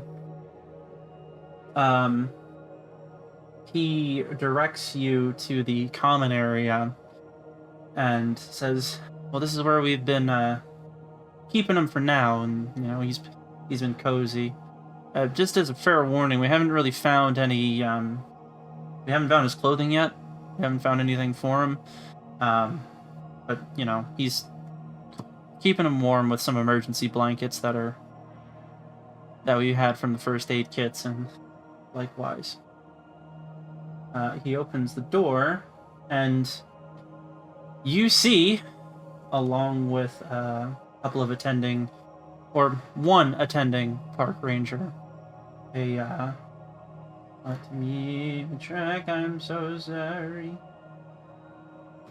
A late 20s Latino woman who has just been sitting with the spitting image of Brendan McGill and quietly talking to him, and there's a cup of something warm between the both of them. She immediately stands up and walks over to all of you and goes, okay, so you must be the FBI people we called? Yes, ma'am. Okay, yeah, well, I don't know if you have a doctor with you, but we did a cursory medical examination of him. Obviously he's been exposed to the elements with the state that he's been in like this, but it's nothing too out of the ordinary. He was dehydrated when we found him, didn't have his clothes, so he was at risk for exposure, but thankfully it doesn't seem like things have gotten too bad. He might be running a fever. He's unusually warm. We took his temperature, and it's high, but it doesn't seem to be anything too peculiar for, he's probably sick. But other than that... Okay, yeah, we do have a doctor with us, so... Yeah. Yeah, you can just leave him with us. We'll come and get one of you guys if you need anything. I mean, no offense, but he hasn't been talking to a lot of people. Doesn't really seem comfortable. I mean, he's scared. He's opened up to me a little bit. If it might help to have me around while you talk to him. I understand. I do thank you for your help, but I actually do have some kids of my own. I know what it can be like. But I mean, if he's absolutely not going to talk to us, we will come and get you. Don't worry. Make a persuasion check. Yeah, there's dice in this game. Remember that. It's been so long since we've rolled anything. Dice on a tabletop? No way. The clitter clatter of mice of math More rocks. common than you might think. I mean, would I get a bonus Many because I'm people not say- lying or anything? I'm like, You're not I am a lying, dad. but you are still trying to persuade this person. Yeah. You get a sense in talking to her that Yeah, I know she's currently in mother mode. yeah, she's protective of the kid. In the briefing that you had, it does mention that there was a woman who found her, probably her. So she's somewhat protective right now. Roll the dice. I'm scared. Oh, do it. Go ahead. I was actually pretty close. I'm mad. You were close. She says, look, I don't mean to, like... This is weird, right? Ma'am, we deal with weird all the time. It is strange, but we have dealt with stuff similar. I mean, at the very least, we have a trained paramedic on our staff. I can go get her to help out. We actually have a doctor right here. Yeah. Greetings. She looks between all of you and kind of defeated goes, okay, well... I kind of... We're not going to do anything bad, I promise. We're just... It's all part of procedure. I'm sorry. I absolutely understand. But again, if he's not going to respond to us, we will definitely come and get you. Okay? You'll be the first person we call. All right, fair enough. Yeah, just stay nearby. Because don't know how it's going to go, but you're on the top of the list. She kind of looks at you funny. All right, well, I will be. As for everything else, the rest of you, assuming you're gonna want to see the area he was found. Yeah.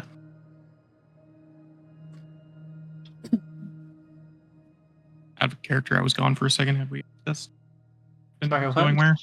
I was mildly distracted by something in chat. I'm very sorry. Sorry, out of character, because I was gone for a second. Did we discuss who was splitting up into what teams ahead of time? Because I know we started to bring it up, and then I had to step away. Yeah. I did just want to say before we split up, for the medical check, I wanted to make sure the doctor got a blood sample, and I just wanted to, swing the Geiger counter in the kid's direction a couple of times. And well, let's wait until she's out of the room. We don't want. Yeah, definitely that. Like, they see us take out a Geiger counter. I mean, they don't know FBI procedure, but the motherfucker was gone for they know the apparent story, right? She's already kind of iffy on us. I wouldn't push it more than we have to. Yeah, you're right. I wouldn't do it in front of them, but I'm just saying, like, before we split up and everything, I did want to, take the kids eating levels and shit, I'd be Jesus. Okay, so did we ever discuss who's going into what team? Yeah, I'm staying with the kid because I did the medical check on him. There wasn't really I think the thing is that it makes sense for me to be here, and it makes sense for Shiro to go with the investigation out in the woods, and then everyone else kind of is flexible in terms of the other specifics. Yeah, I can. Team taking more samples and readings and looking for clues and stuff. Okay. So did you want to stay with the kid, or did you want to? No, I'm going. But okay, you're going. I did want readings real quick, but I'm going. Yeah. Okay. I don't think we have any danger going on here specifically, so I do think it is better if Shiro go out and about and be the protector you were destined to be. I mean, I'm on federal land acting as a federal agent. I want to go where I can carry all my fucking guns. Are you kidding me? well, that's the thing. What are you carrying right now? Do you have the big sniper rifle that you got from the first investigation, or do you have your personal rifle? Don't make me choose. I made a mistake last time I chose. Well, it's up to you. You tell me what equipment you have on you. I'm gonna bring the. I'm assuming, given that we're going out in the middle of a national park, that I brought more than just like a little fucking go bag. I'm assuming I brought like a hiking bag of some or some shit along those lines. Something more. Something like something bigger. Yeah. Let me ask this question: Can I, if I were to break down my my rifle and fold up my my actual Kevlar vest, would I be able to stuff those in whatever bag I'm carrying? Which rifle are you breaking down? Just the AR-15. Yeah. Okay. Yeah, I'll do that. I'll stuff those in the bag, and then I'll just carry fucking the M45 and the sniper rifle that I got. I'm acting as a totally federal not hunter person. A federal hunter person working with FBI, not suspicious at all. So I'm gonna bring my as much of my full kit as I possibly can. In fact, you do so, and dragging it behind you. Yeah. Where I need all these guns. Yeah. Yeah. But I'm gonna be like, actually, yeah. If you could either, I don't know if you want to show them where you found him. This is Agent Noah, and this is Agent Samson. They'll be the ones kind of doing the on the ground stuff while we're kind of sitting here, and we're gonna kind of. First time a federal agent has ever thrown up crip. Yeah. FBI. Yeah. I did want to add too, like I have a drug test kit that I forgot about. If you could do a mouth swab and all that as part of your doctoral investigation, Scott, that'd be tight. Yeah. Just leave some of the like that kind of sample equipment with the doctor. Yeah. Okay. Yeah, I'll just leave it with you. Give me some of that checked notes. And- Missing id saliva. And everybody else is going to the to where the kid was found. Staying here. Yeah. Okay. With the doc. Yeah, two are staying and two are me and I guess three are going. No, I'm staying with the doc. So it's you. It is you and Noah. Isn't Samson and Noah, meaning Tillman and True. I thought Shay was Brady. playing. Did I miss Brady. it? Oh yeah. Is Brady still here? Anderson. Oh yeah, Anderson. Okay, yeah. I'm going to say that Anderson is going to stay at the station just for the purposes of, one of the taken by the consumption. Yeah, basically one of the park rangers is just like looks at Anderson and says like, "Hey, I don't know if you can help us or not, but we've been having a hell of a time getting people from the campground to come up here in preparation for the storm. We've been getting a lot of gruff from them, but maybe they'd be less likely if there's a federal agent that recommends it." And Anderson just kind of shrugs and goes, "Sure, I can do that." And Kina basically says like, "All right, that's good. That means that we can, bring along another ranger to help show you all where he was found." So, yeah, me and Tamika can show you then, if you're ready to go out there. Absolutely. All set. All right. So, you all are going to split up. I'm going for an hour, or like, yeah, we're going for an hour and 45 minutes. Do you guys want to take the break now? Just pause for a moment. How long were you planning on going? A little bit longer after this. So, yeah, let's just say like since we paused already, bio break. Everybody go produce. yes. Produce waste. Are we calling it around like a 11-ish? Yeah, about that. So, yeah, we'll be back in like 10 minutes after we get some stuff ready. I am going to switch us to this fancy schmancy intermission screen. Ain't it pretty? But yeah. Are you? You gonna mute us? Yeah, I'm going to do that. So, yeah, we will be right back. See you all in a little bit. I am unmuting us. This is awful. No, I can no more. only hope none of that came through. We can't do a last second comment either. Just let's say do the dismount. Okay, we're back. Fucking hell. Welcome back to PvP Popeyes. Can I take your order? Like what's that Shaq meme where he just tries it with the drive-thru? He's like, "Hello, food. Sorry, food machine broke. Understandable. Have a nice day." Thanks. Yeah. Sorry, food machine broke. Anyways, we're back. What we were doing beforehand, when we left off, the team had made it to the area of their next investigation and had been looking into the resurgence of a child in a 44-year missing persons case who apparently hasn't aged a day. The park rangers are a little bit stressed, both because of this strange incident and also because of the encroaching storm that for their duties is requiring them to, make sure as many people in the camp area are safe and sound. Part of the party is going to be going to the location in which the child was found within the Hetch Hetchy Reservoir area of Yosemite National Park, somewhere around a landmark known as Devil's Throne. And the rest of the party, that being Maxwell, is going to stay back and do a cursory examination of the child to determine his identity, as well as if there is anything unnatural about his existence.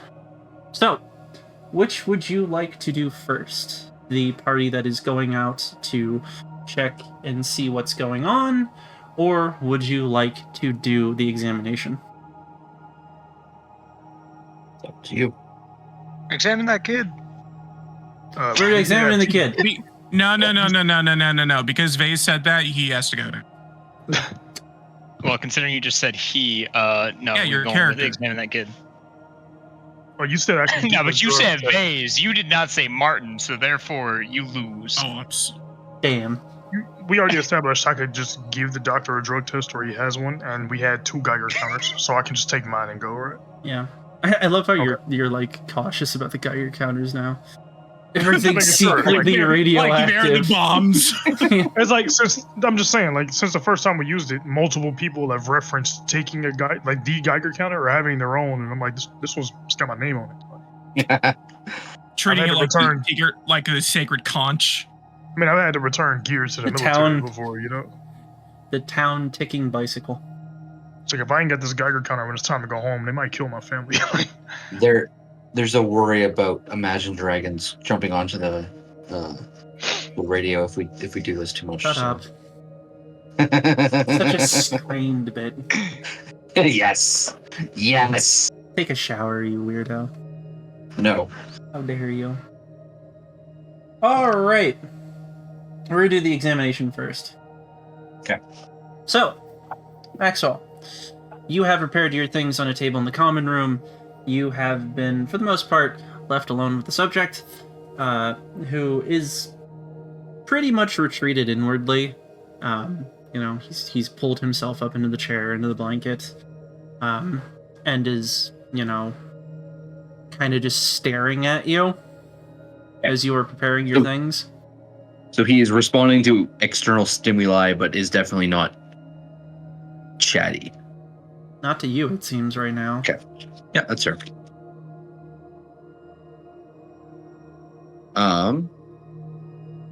So I'll go through and do the examination. Kind of just going like, all right, I'm going to do I don't know.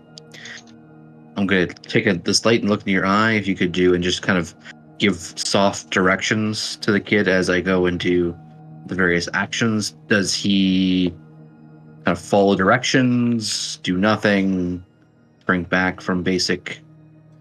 He kind of retreats more into the chair and shies away from you. Okay. In a kind of weedy little voice. He's like, "Who are you?" My name is Dr. Watson. I'm here to make sure that you aren't sick. Like the doctor in the story? Which story? The guy with the funny hat and the mysteries.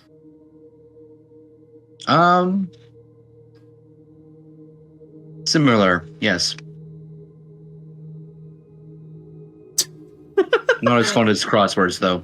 Who's more awkward in this situation, Maxwell or the Just child? say yes. Just say yes. Just like the doctor in the stories that you know. Yeah. I mean, like, I think he's talking about, like, literally Sherlock Holmes' Dr. Watson, right?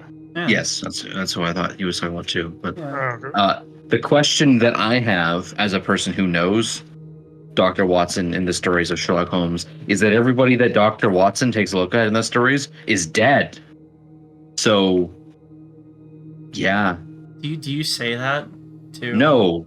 Okay. But that is something I'm aware of. Alright. I mean, he probably didn't read them. He just, like, saw the Sherlock Holmes in the 22nd Century TV show. Actually, wait, he's from the... Never mind.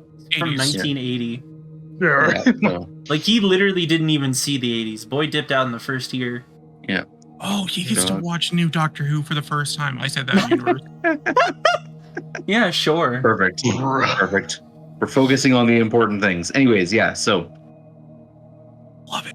I'm gonna go and do the less invasive tests first to see if I can get him to kind of warm up with, again, the checking to see his eye reflexes and whatever else. Okay. Doing the drug swabbing inside of his mouth, like taking his temperature, that kind of fun Make a stuff. persuasion check. Persuasion. Since your check. medicine is so high, we will give you an additional 20 to this persuasion. Just, Okay. you're going to have to coax a very reluctant patient here. Okay, well, you could just succeed anyways. Okay. Oh, sorry. I saw the critical failure from last time. Like, oh, okay, perfect. No. Yeah. Okay. So, the child opens up a little bit to you again. He kind of like pokes his head out from the blankets and is like, "Okay, what are we doing?" We're making sure that you're all okay and that there won't be any issues with you going back to see your parents, I guess. Okay. He's like, "Okay, I hope so." So what do you do? Again, like there's some kind of basic checks that I want to go through. Mm-hmm. Eye reaction, temperature, what is that? Blood pressure, like those kinds of quick ones there that don't require much in the way of invasive checks. Just making sure, hey, do things seem to be more or less normal before moving on to the mouth swab. What and then- is your medicine check? Your medicine skill? Oh, I have a 80 in medicine. Okay. So you start doing some cursory examinations, you start doing blood pressure, and there's something odd, but you can't really, like, determine what it is when you look at the kid. It's not until you shine a light into his eyes and the light hits the rest of his face that you notice something strange. All across McGill's body, there are nearly invisible, seam-like scars that crisscross his entire body, and they are in bizarre interlocking patterns. Like letters? You wouldn't know. Okay. The patterns are not like an alphabet, it's more runic. Okay.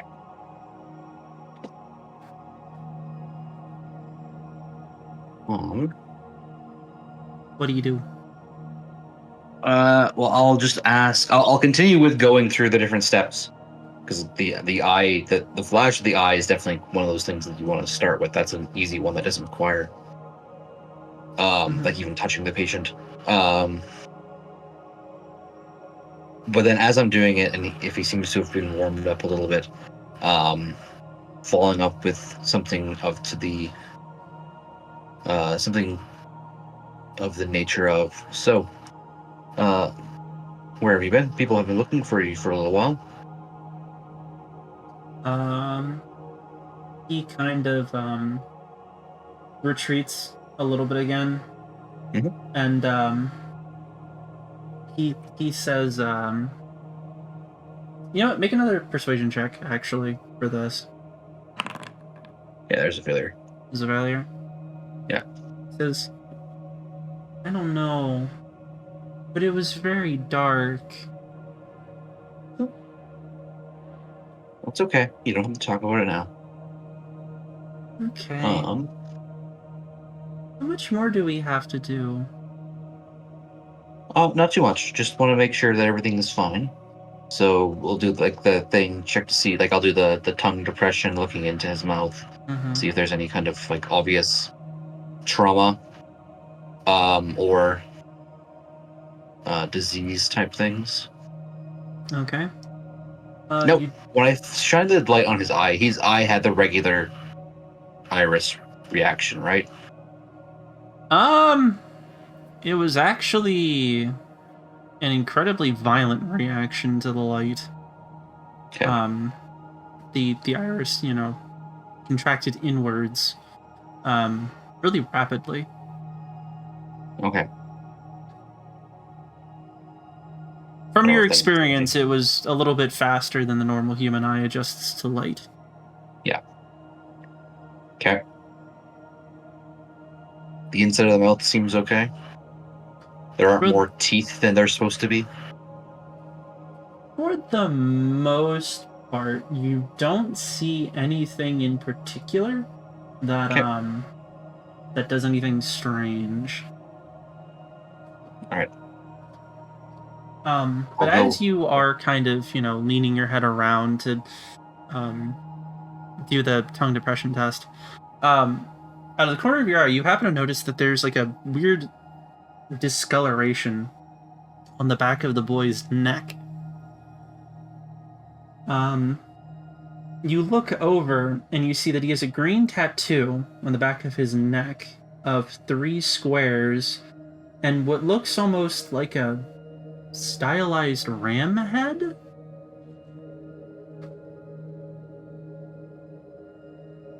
Okay. What's your archaeology skill at? I don't have any archaeology. Okay. I have a occult, but I don't have any archaeology. You don't know what this is then? Cool. But I know it's weird, so I'll ask someone else about that later. And because your medicine is so high, you actually notice that there is a tiny bump detectable beneath the tattoo. Interesting. Okay. Like insect egg laid under the skin kind of bump, or bruise kind of bump? Not yet. We're gonna go through the rest of the test first. Okay. It doesn't look like a bruise. The skin isn't discolored or anything. There's just a bump where there should not be. Okay. Cool. Yeah. So I'll go and get the blood pressure cuff and just say, put your arm in here. You'll feel a little bit of pressure. Just making sure that, that all your functions are as they should. Okay. You start doing the blood pressure test, and as you do so, the door has been somewhat open at the behest of the rangers there. Yep. As the pressure begins to grow onto the child's arm, and he winces a little bit, and he doesn't, it's weird. He's a 6-year-old kid that just don't get a lot of blood pressure tests. Especially in the long time that he's been away, probably. you start administering the test, and then you hear from the other side of the room, the door just immediately slams shut. Interesting. I mean, interesting. Interesting.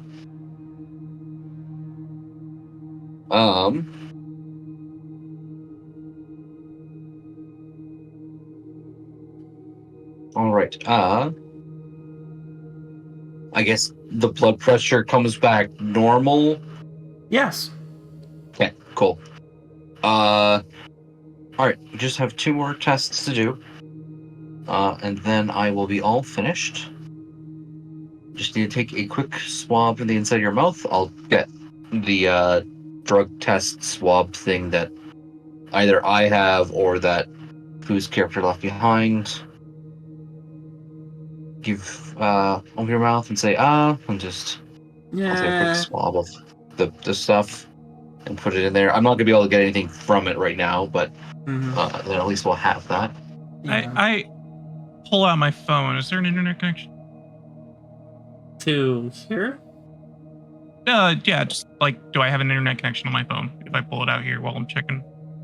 I mean, for the moment you do. Like, you guys have, like, a direct feed of sorts to the internet, but obviously, it's that same thing. It's the same situation as back at the base in Tennessee. It's kind of... It's tapped. You pull up Doctor Who, okay. Yeah, I'm just gonna sit down, just sit next to the kid, just chill on the phone. Aren't you with everybody else going to No, I said I was staying with Doctor. Okay. It's... Sure. Yeah, that's why that interesting was, like, in character. I was like, what do you mean interesting? Oh, I didn't say interesting out loud. Oh. Well, then I guess you both witnessed this. That was in character. Yeah. Yeah, no. I My bad. said, no, all good. One of the tricks doctors have for bedside manner is when something goes wrong, they don't go, that's weird. Yeah, you would be surprised. Wait. Good doctors shouldn't do that because the immediate response of any patient is, what do you mean that's weird? Yeah. So yeah, you start playing this episode in front of him, and he looks at it, and you just kind of see him staring. He goes, "What's that?" Oh. Talking to me? He nods his head. Oh, okay. Oh. You're going to see a lot of really cool stuff now. Oh. All right. So... I'm going to try and take some blood while he's distracted. Yeah, I'm going to distract him. Be like, You remember your parents had, like, the phone that was on the wall in the kitchen or somewhere? Yeah. Yeah, we carry them around in our pockets now. I saw the lady had one. Yeah, and actually, instead of giant VHS tapes like that you can watch movies on, we, through the power of what we call the internet, can watch movies almost anywhere as long as we have wireless access to it. So that's a tiny TV? Yep, and a cell phone. What's a cell phone? Even a phone, sorry. Is it if it's not attached to a wall? No, if it's not attached to a wall, it's a cell phone. The phones you carry in your pockets are called cell phones. I think I used a cell phone. The lady gave me hers when I called my mom and dad. Yeah, I bet you did. Why do they talk funny in this show? They're British. What's a British? You'll find out later in school. They're just people from another country. Okay. He just keeps watching. No. Easily enough, you're able to take blood. As you're trying to take blood from him, you notice that, like, you try your best not to do anything bad with this, but the needle sticks into him and stays, and it's difficult to get out, and it takes a little bit more than normal to pull it back out, but with how distracted he is, you're able to do so. And while there's a little bit of blood on the arm, you swab away the blood, and almost immediately there is no mark where you had stuck a needle into him. Okay, that's definitely going to elicit a interesting out loud. Yeah, I mean, I'm watching it too, where I'm just like, Dad, this is cool, right? And he's distracted. I'm looking over, like, what the He's got fuck? both hands on the syringe, one foot on the child's shoulder, pulling the cartridge. Yeah. They're talking about Doctor Who. Meanwhile, Maxwell's like, get the fucking syringe.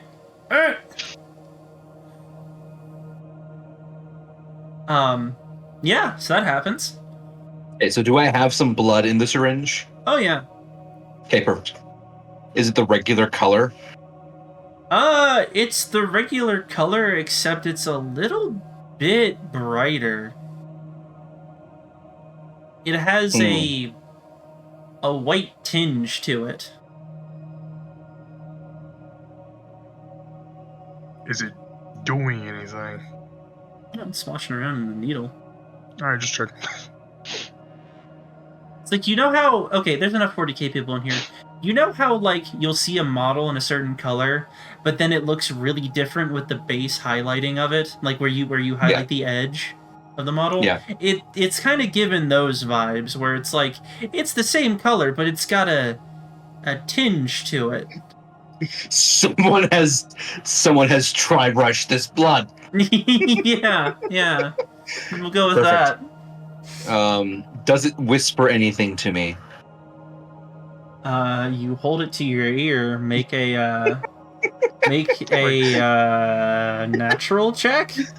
Like, literally? No, I was... Okay, natural... A nature check? Unnatural. Oh, unnatural. Okay, that Yeah. makes way more sense. I don't have any points in it, so... The bones tell you nothing. I will consult the blood. It tells me nothing. We found shit. Yeah, anyways, I will take those various biohazards that I have collected. Okay. I will make a note in my brain about the weird symbol on the back of his neck, the tattoo. Mm-hmm. And there's a bump there, as well as the tiny scars. Are they like paper cut kind of scars or what? He said, Are they more like? seams? Yeah, are they more like burns? It's almost as if in these patterns the texture of his skin is like fishing line. Like, it's almost imperceptible with how pale he is right now. Okay, so they're very, very thin. Okay. Oh, they're incredibly thin. They're much thinner than fishing line, even.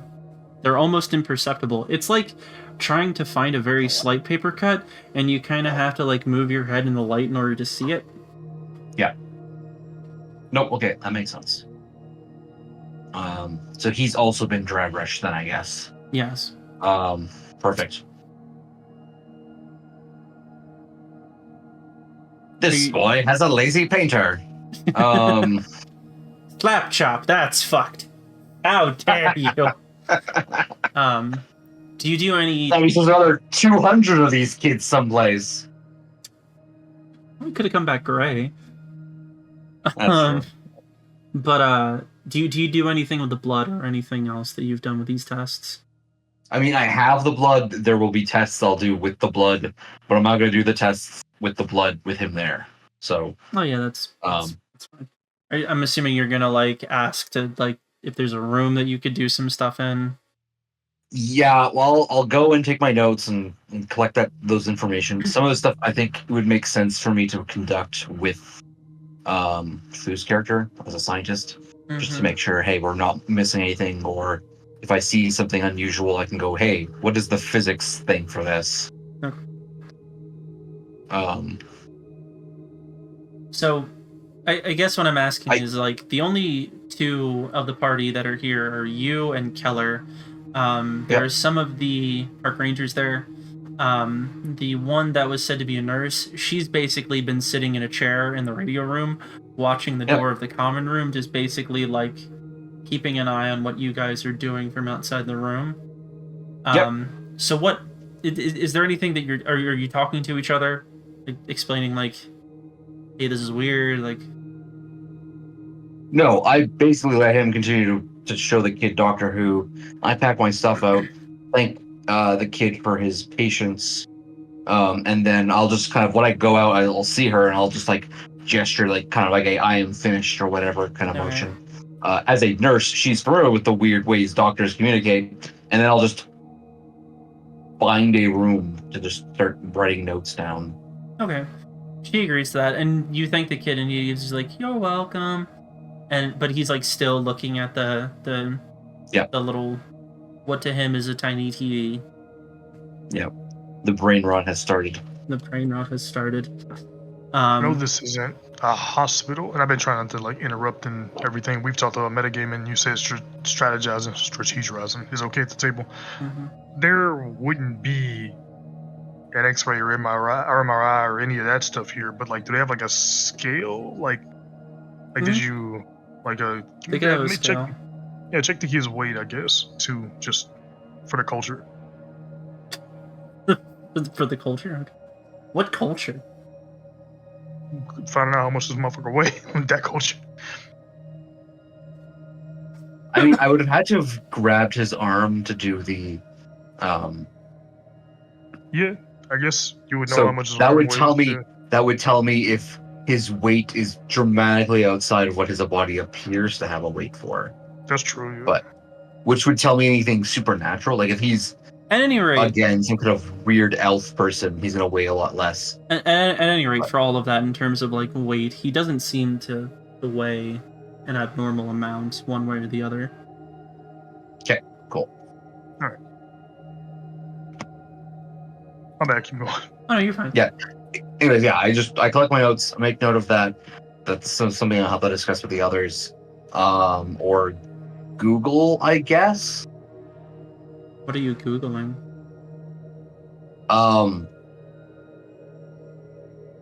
Stylized RAM images meaning. Okay.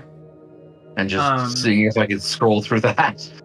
I mean, yeah, you find a bunch of bullshit that doesn't lead to anything conclusive with just a regular Google search. If you do any tests, you do run some stuff with like the blood. Like that's the most conclusive thing that you have to do a test on right now. And from the basic file that you have about any sort of medical information that would relate to Vernon McGill, you see that from what you find, the blood of this child matches the blood type of Brendan McGill from the 1980s. Okay. So that would further suggest that this is the same person. Yeah, well, I mean, blood type is not undeniable, but yeah, until we get some kind of DNA proof from the parents. That's what I mean. It's like it's not great, but it's. We haven't eliminated him as a possibility, but we haven't. Yeah, because if it was like, oh, he's type Z, okay, cool. He's definitely not this kid, and probably not human. So his blood is definitely human then too. I'm sorry? His blood is definitely human? Yeah. Seems to be. Cool. Other than it being shinier than normal? Well, not really shiny, it just has like a, it has a paler complexion. Sorry, I don't know how best to describe this. Yeah, that's fair. With that in mind, am I able to test the density of hemoglobin and the capacity of it to contain oxygen?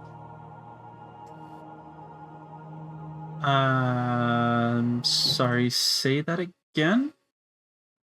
Am I able to test the capacity of hemoglobin and its capacity to carry oxygen? Basically, I'm testing to see if he's anemic or some kind of anemic-like state for his blood. Yeah, well, shit, you have a high enough medicine, you can just do this too. Yeah, it doesn't appear to be the case that he's anemic at all. Okay, cool. Alright, so probably not that part.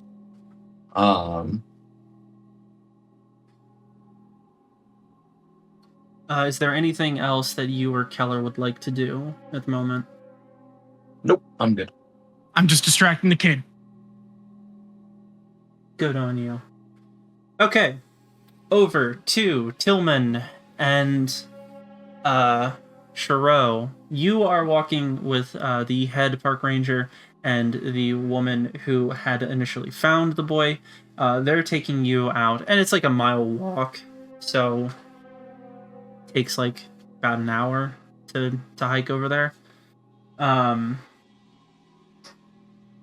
As you are doing so, what are you doing? Probably asking questions. Okay. We had in the briefing we had information on like when and how they found him. Did we get all of that? I'm sorry. Like, it was just like the information on when and how they found him, like what time of day and everything was covered before. They found him right? in the morning. Yeah. It looks like Tamika had been doing her regular patrols around the trails and had noticed that he was wandering alone in a clearing. Okay. So small talk about that, just to go over the hash over the details with them again, and just ask in general, is there anything of note in the area, or anything that might, It's like I've got all my stuff with me, so we can just collect general samples and try to look for clues once we get out there. But as far as utilizing the resources that are the ranger staff, for now, I don't think I have anything. I mean, the only thing that we have is that he was just by a landmark of Devil's Throne. That's about it. Yeah. He wasn't too far away from it, but it's the damnedest thing to seeing a kid alone in that state.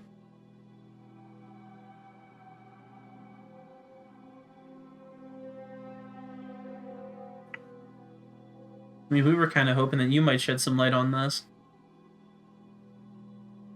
Well, once we get to the site, we'll look around and see if we can find anything that might help us do it. All right. You're walking on the trail, and it's a mixture of like some pretty dense woodland that every now and again opens up into a clearing until you get to the Devil's Throne area.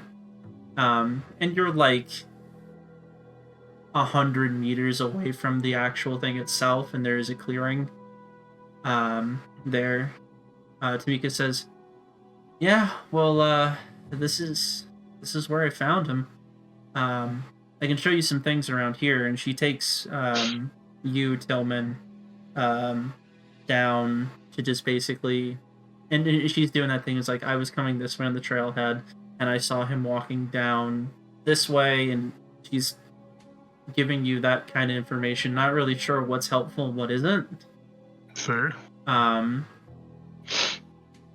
Meanwhile, the head ranger, Douglas, is standing with Shiro, and he just kind of like calmly looks over and is like, so be honest with me.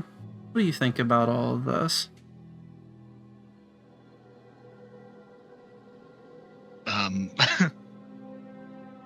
To be honest with you, I ain't got no idea. I mean, strange kid found out in the middle of the woods.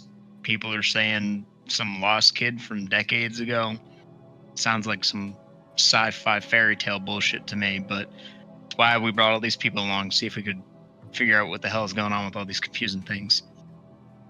I mean, yeah, right, because it can't be him, and he kind of laughs. It's like, it can't be him, but like, it looks so damn similar. And if I had to hazard a guess, just knowing what I know about weird situations like this, because this definitely ain't the first I've heard It's either a really messed up prank, which unfortunately people do be like that sometimes, or just a kid who heard some stories and wanted some attention.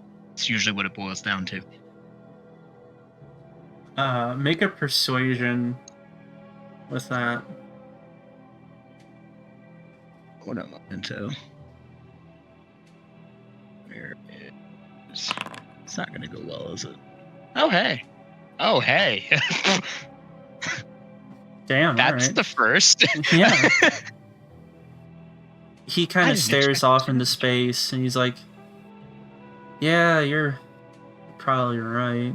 It's like, I mean, it's going to be really awkward when the parents show up and everything. Don't know how we're going to deal with that, but I don't It's know. always a mess. Doing stuff for the National Park Service. I mean, you hear all kinds of stories, and I don't know. The more superstitious in my group are worried. They think it's something, but Well, I don't know what the fuck I to mean, tell them. it's what happens in these situations, you know? People don't have an explanation for things, so they latch on to what they do know, whether that be superstition, myth, whatever. We see it in our line of work too, and really all you can do is try to focus on what you can do. And in this case, it's trying to figure out who this kid is and trying to get them back to their real parents, you know? Do the good you can do and focus on that. Yeah, that makes sense. And he just continues to watch what Tillman and Tamika are doing. What are you two doing? We're at the spot where she found him, right? And she told us the general direction of where he was wandering from. I guess when I asked the Rangers if they had any way of... Well, they said before that no scents were found at the disappearances, but had they used dogs to try to see where this kid was at before you follow his trail back or anything? I mean, they did that back in the 80s, but we just found him this time around. We don't even have a dog at the station. Okay, fair. Out of character, I was gonna say With that aside, I mean, if we're just in this general spot out in the open, in the clearing near the Devil's Throne, I mean, the Devil's Throne is the only thing nearby, so general sweep with the Geiger counter, search for clues in the grass and on the surrounding outcroppings and everything, and if there's nothing around here, I guess go do the same over by the throne. Let me check my equipment and see if I have any specific test stuff that I forgot about. But I mean, like, you know, the normal stuff, temperature, barometer.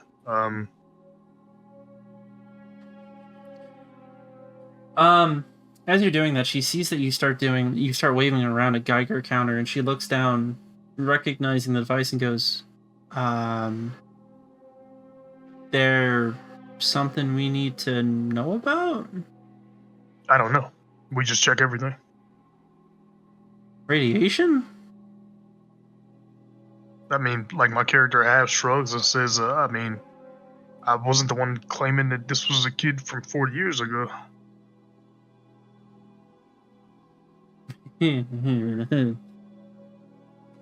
She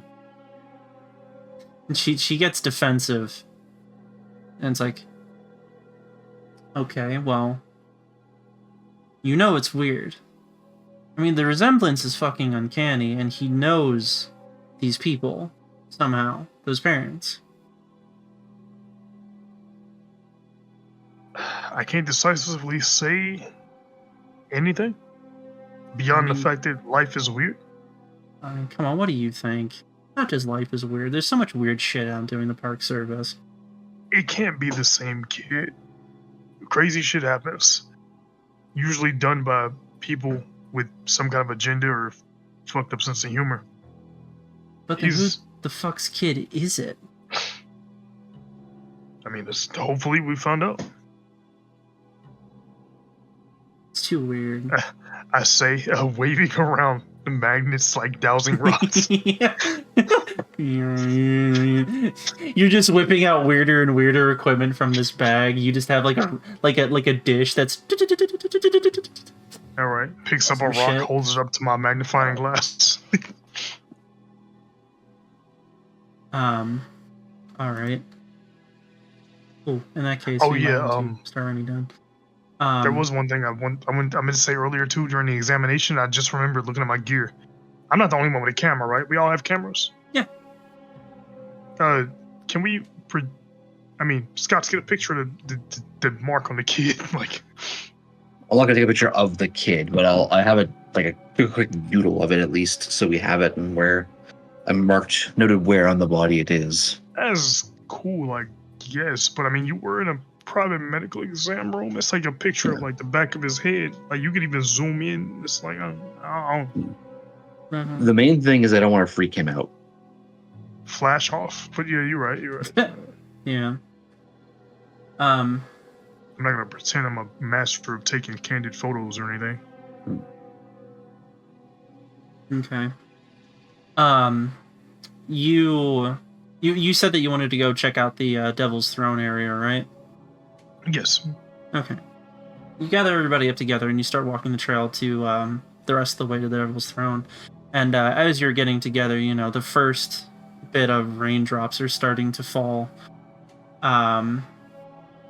As the sky has already darkened, and the rain is only slowly picking up in intensity. Right now, it's just a light drizzle.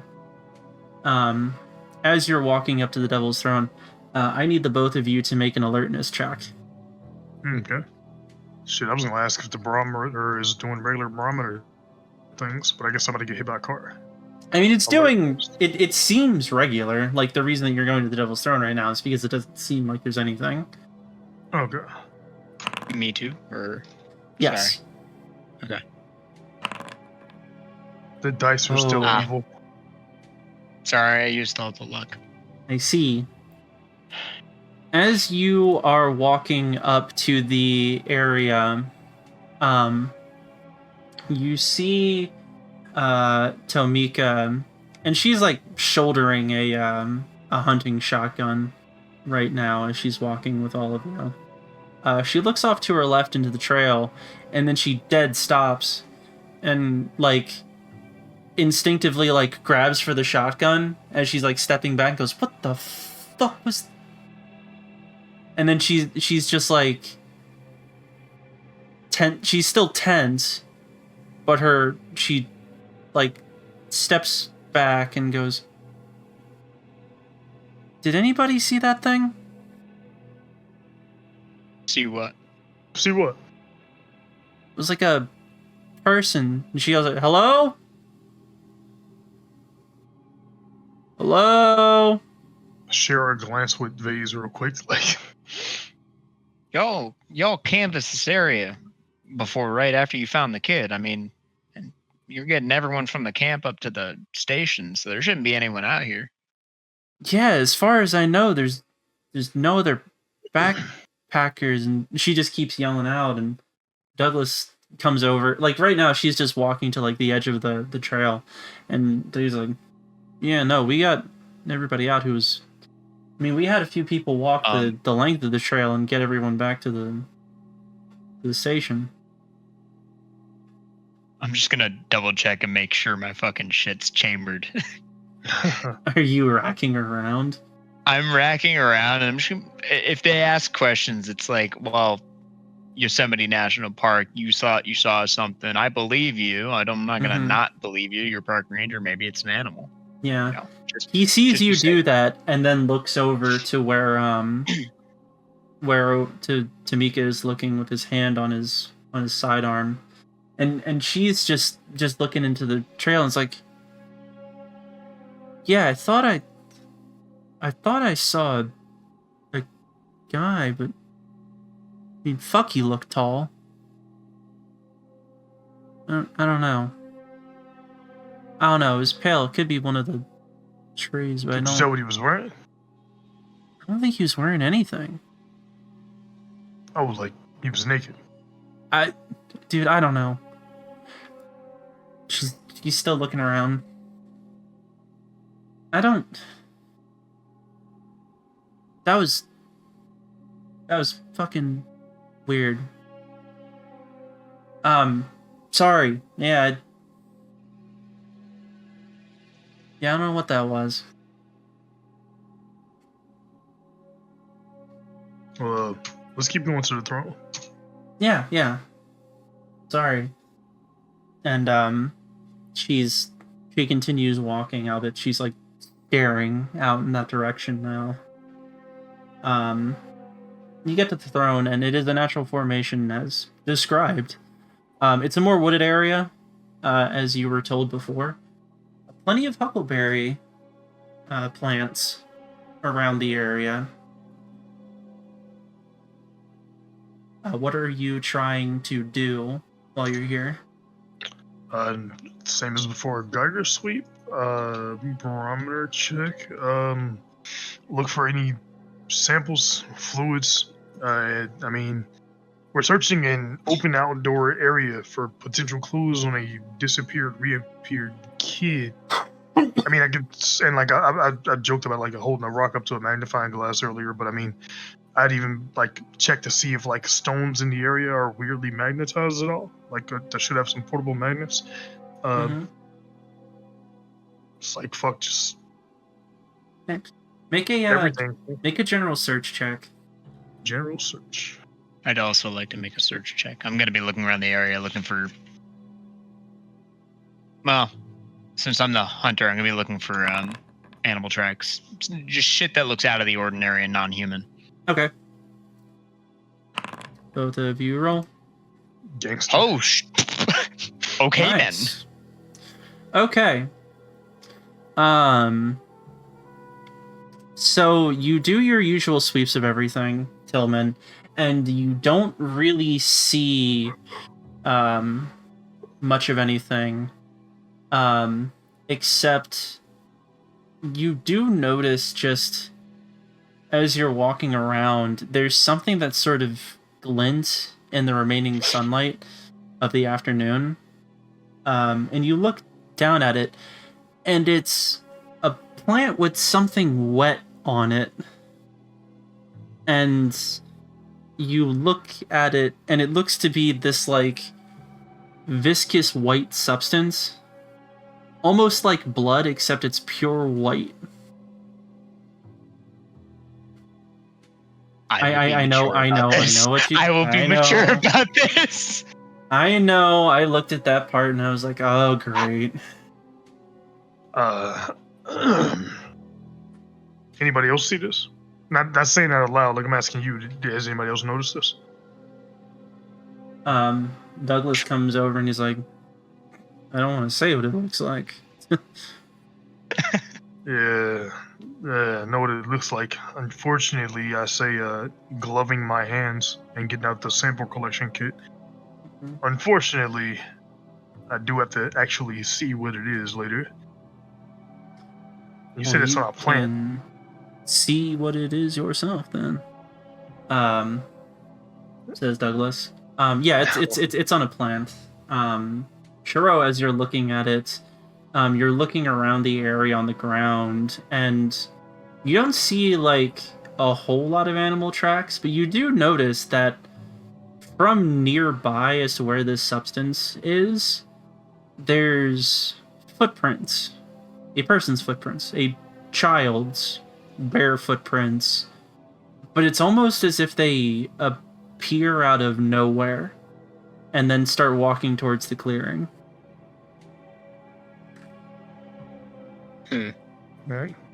And for the record, I want to get as much of the goo as I can in a sample, but also like separately take the plant and just put that, or like, you know, whatever leaf the goo was on in a container too, you know?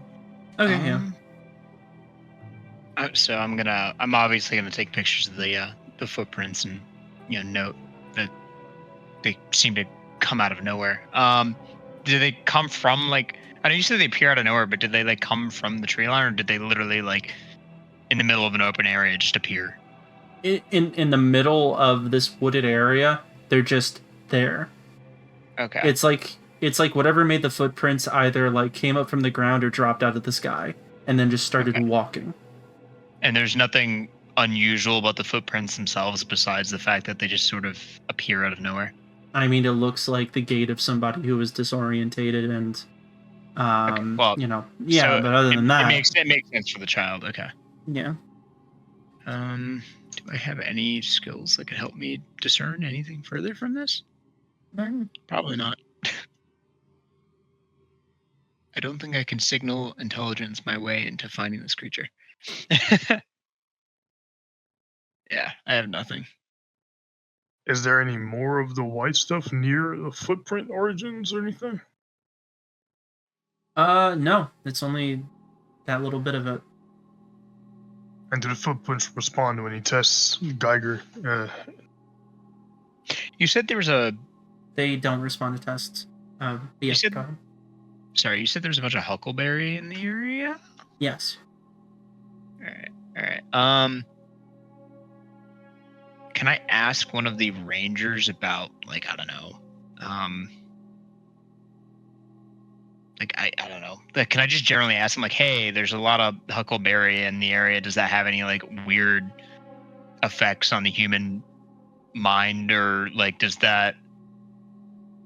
there anything weird about huckleberry related to this area? Douglas makes a face, but he says, I don't know anything weird about it. Why? And then Tamika says, it's like, well, actually, that is kind of weird now that I think about it. Whenever somebody goes missing in here and then comes back like this, they always... Yeah, it almost seems like they're always around, this type of plant. Okay. That's weird. So in that case, I'm gonna break off bits and pieces of the huckleberry, plant stems, berries themselves if I can find them. Whatever, so I can get the sciencey people to science. I mean, it's getting to fall, so like most of them are bird eaten, but you find plenty. Yeah, something to bring back. Yeah, besides that, you do not find much else. Okay. Is there anything else you would like to do? Fire wildly into the tree line and hope I kill whatever the fuck is doing this. Are you going to anywhere else? Are you going back to the trail? Head station? We didn't have any of those leads, did we? We don't have any leads, but I mean, it wouldn't hurt to... Fuck, I forget if you said anything about the dam or not. I don't think you did, right? Me or the guy? No, just in general, anyone. I mean, Shay did tell us about the dam in the description. Like, our debrief would have contained information that the dam is powered in a place and, nearby. Yeah. It basically holds back the reservoir so that the whole area doesn't flood. Like, it's basically making so that, like, Trailhead Station, the campground, and everything else doesn't flood. It's the whole reason that this place can be, like, walked. I know. I'm just sitting here. I'm sitting here like critical piece of infrastructure, preventing everyone in the area from being buried underwater, nearby, weird supernatural stuff. It's either a place something could be hiding or a place something is planning to do some really awful shit at. Like, I kind of want to go poke it, but I also... No, you know what? No, I'm not. It is a ways away. I know. I'm gonna go back and regroup with everyone else and share our findings before I go off doing any fucking John Wick shit. And I mean, as you're doing this, the rain is slowly starting to pick up, and the head ranger Douglas is like, I don't know how much else you're gonna find out here once the rain starts, but what's your guys' plan? Mm-hmm. Trying to think. So this is the area where this kid was found. Were there any other like disappearances and reappearances or anything similar like in this area, or is it kind of just spread out across Yosemite? Let me double check. Trying to see what they would know about that.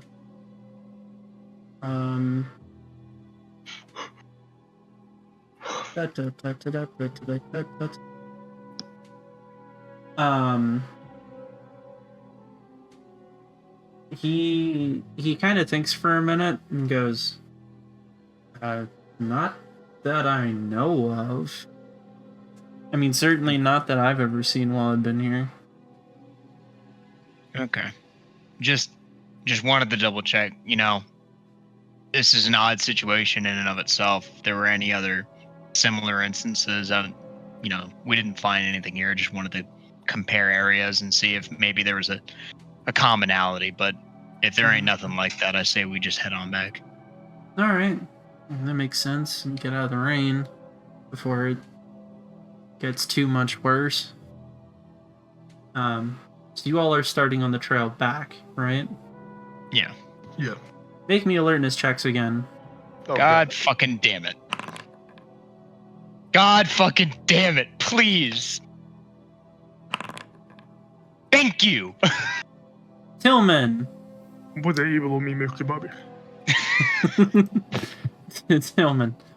As you are walking with the rest of the group, you're looking around the sides of the trail, and you catch for a moment a figure standing by a tree staring at your group. It is a incredibly tall humanoid figure, which looks to have most of the features of a human, but they are incredibly pale, incredibly tall, having some exaggerated features, and oddly enough, bright red hair. From what you can see, it's not that he's not wearing clothes, it's that he's not wearing much clothes. You know, just enough to cover certain parts of its body. And you see him for a second, and you start, and then blink, and as you blink, the figure is completely gone. Yeah, okay. We'll be like, I've seen movies before. I ain't touching this shit. As we continue to walk, I take out my burner phone and text Vegas and tell that motherfucker that I just saw a very tall, emaciated, mostly naked, pale dude with red eyes and hair in the woods, and he vanished when I blinked. Like Kendrick Lamar vanishing behind a bus after harassing Drake. So I just texted casually as we walk. Yeah, I'm not gonna like pick up my phone right away and look at it because I don't want to be like suspicious. I give it like 30 seconds a minute. I want to make it seem like we ain't like secretly communicating or some shit to spook off the Rangers. How do you know that this is Tillman right now? Oh yeah, that's fair. That's fair. That's fair. Fine. I just pick up my fucking phone and I look at it. Okay. Yeah, you do so and you see the message. I'm gonna do my best not to react, not to like spook or anything. But I am gonna try my best to kind of fall back to the rear of the group, so I can kind of keep my my eyes peeled the direction we're coming from.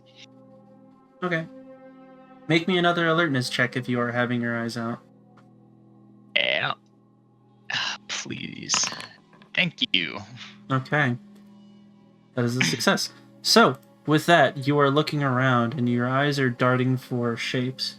And for a moment you think you see what he's describing, then it's gone. It's like, okay, that's probably a tree. Then you see another one in a different location. And it's gone. And as soon as you see it.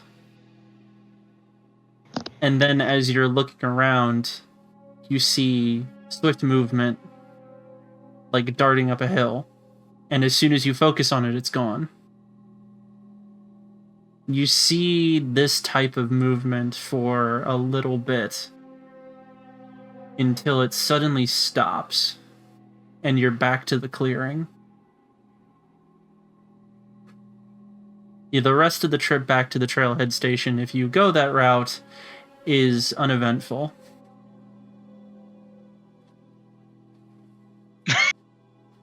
Correct, Fu. Correct. Good decision. And I don't want to like cut off what you're thinking about, but for the purposes of, yeah, it's a good sake of place. everything, this is a good place to stop. Yeah, it's right. We had a little bit of creepy. A smidgen of creepy. Ugh. So yeah. Hello's Kind of a slow going, a slow going return to the game and start to the next investigation, but hopefully it was something. Like I said, we'll try to get better about doing the whole presentation of all of this and whatnot. So, be patient, please. Yeah, I'm sorry, you were trying to say something, Pooh? I was just saying it was fun. Had a good time. You're doing a great job with the game and everything. I'm still just thinking about as STEM brain is failing me on this whole shout on man. Ninja Slender Man thing. Yeah. Well, unless there's anything else, hopefully everybody's night is okay. Try to have a chill time if that's even possible tonight of all nights. And we will see you for the next session of this next Tuesday. Goodbye, everybody. Drive safe, chat.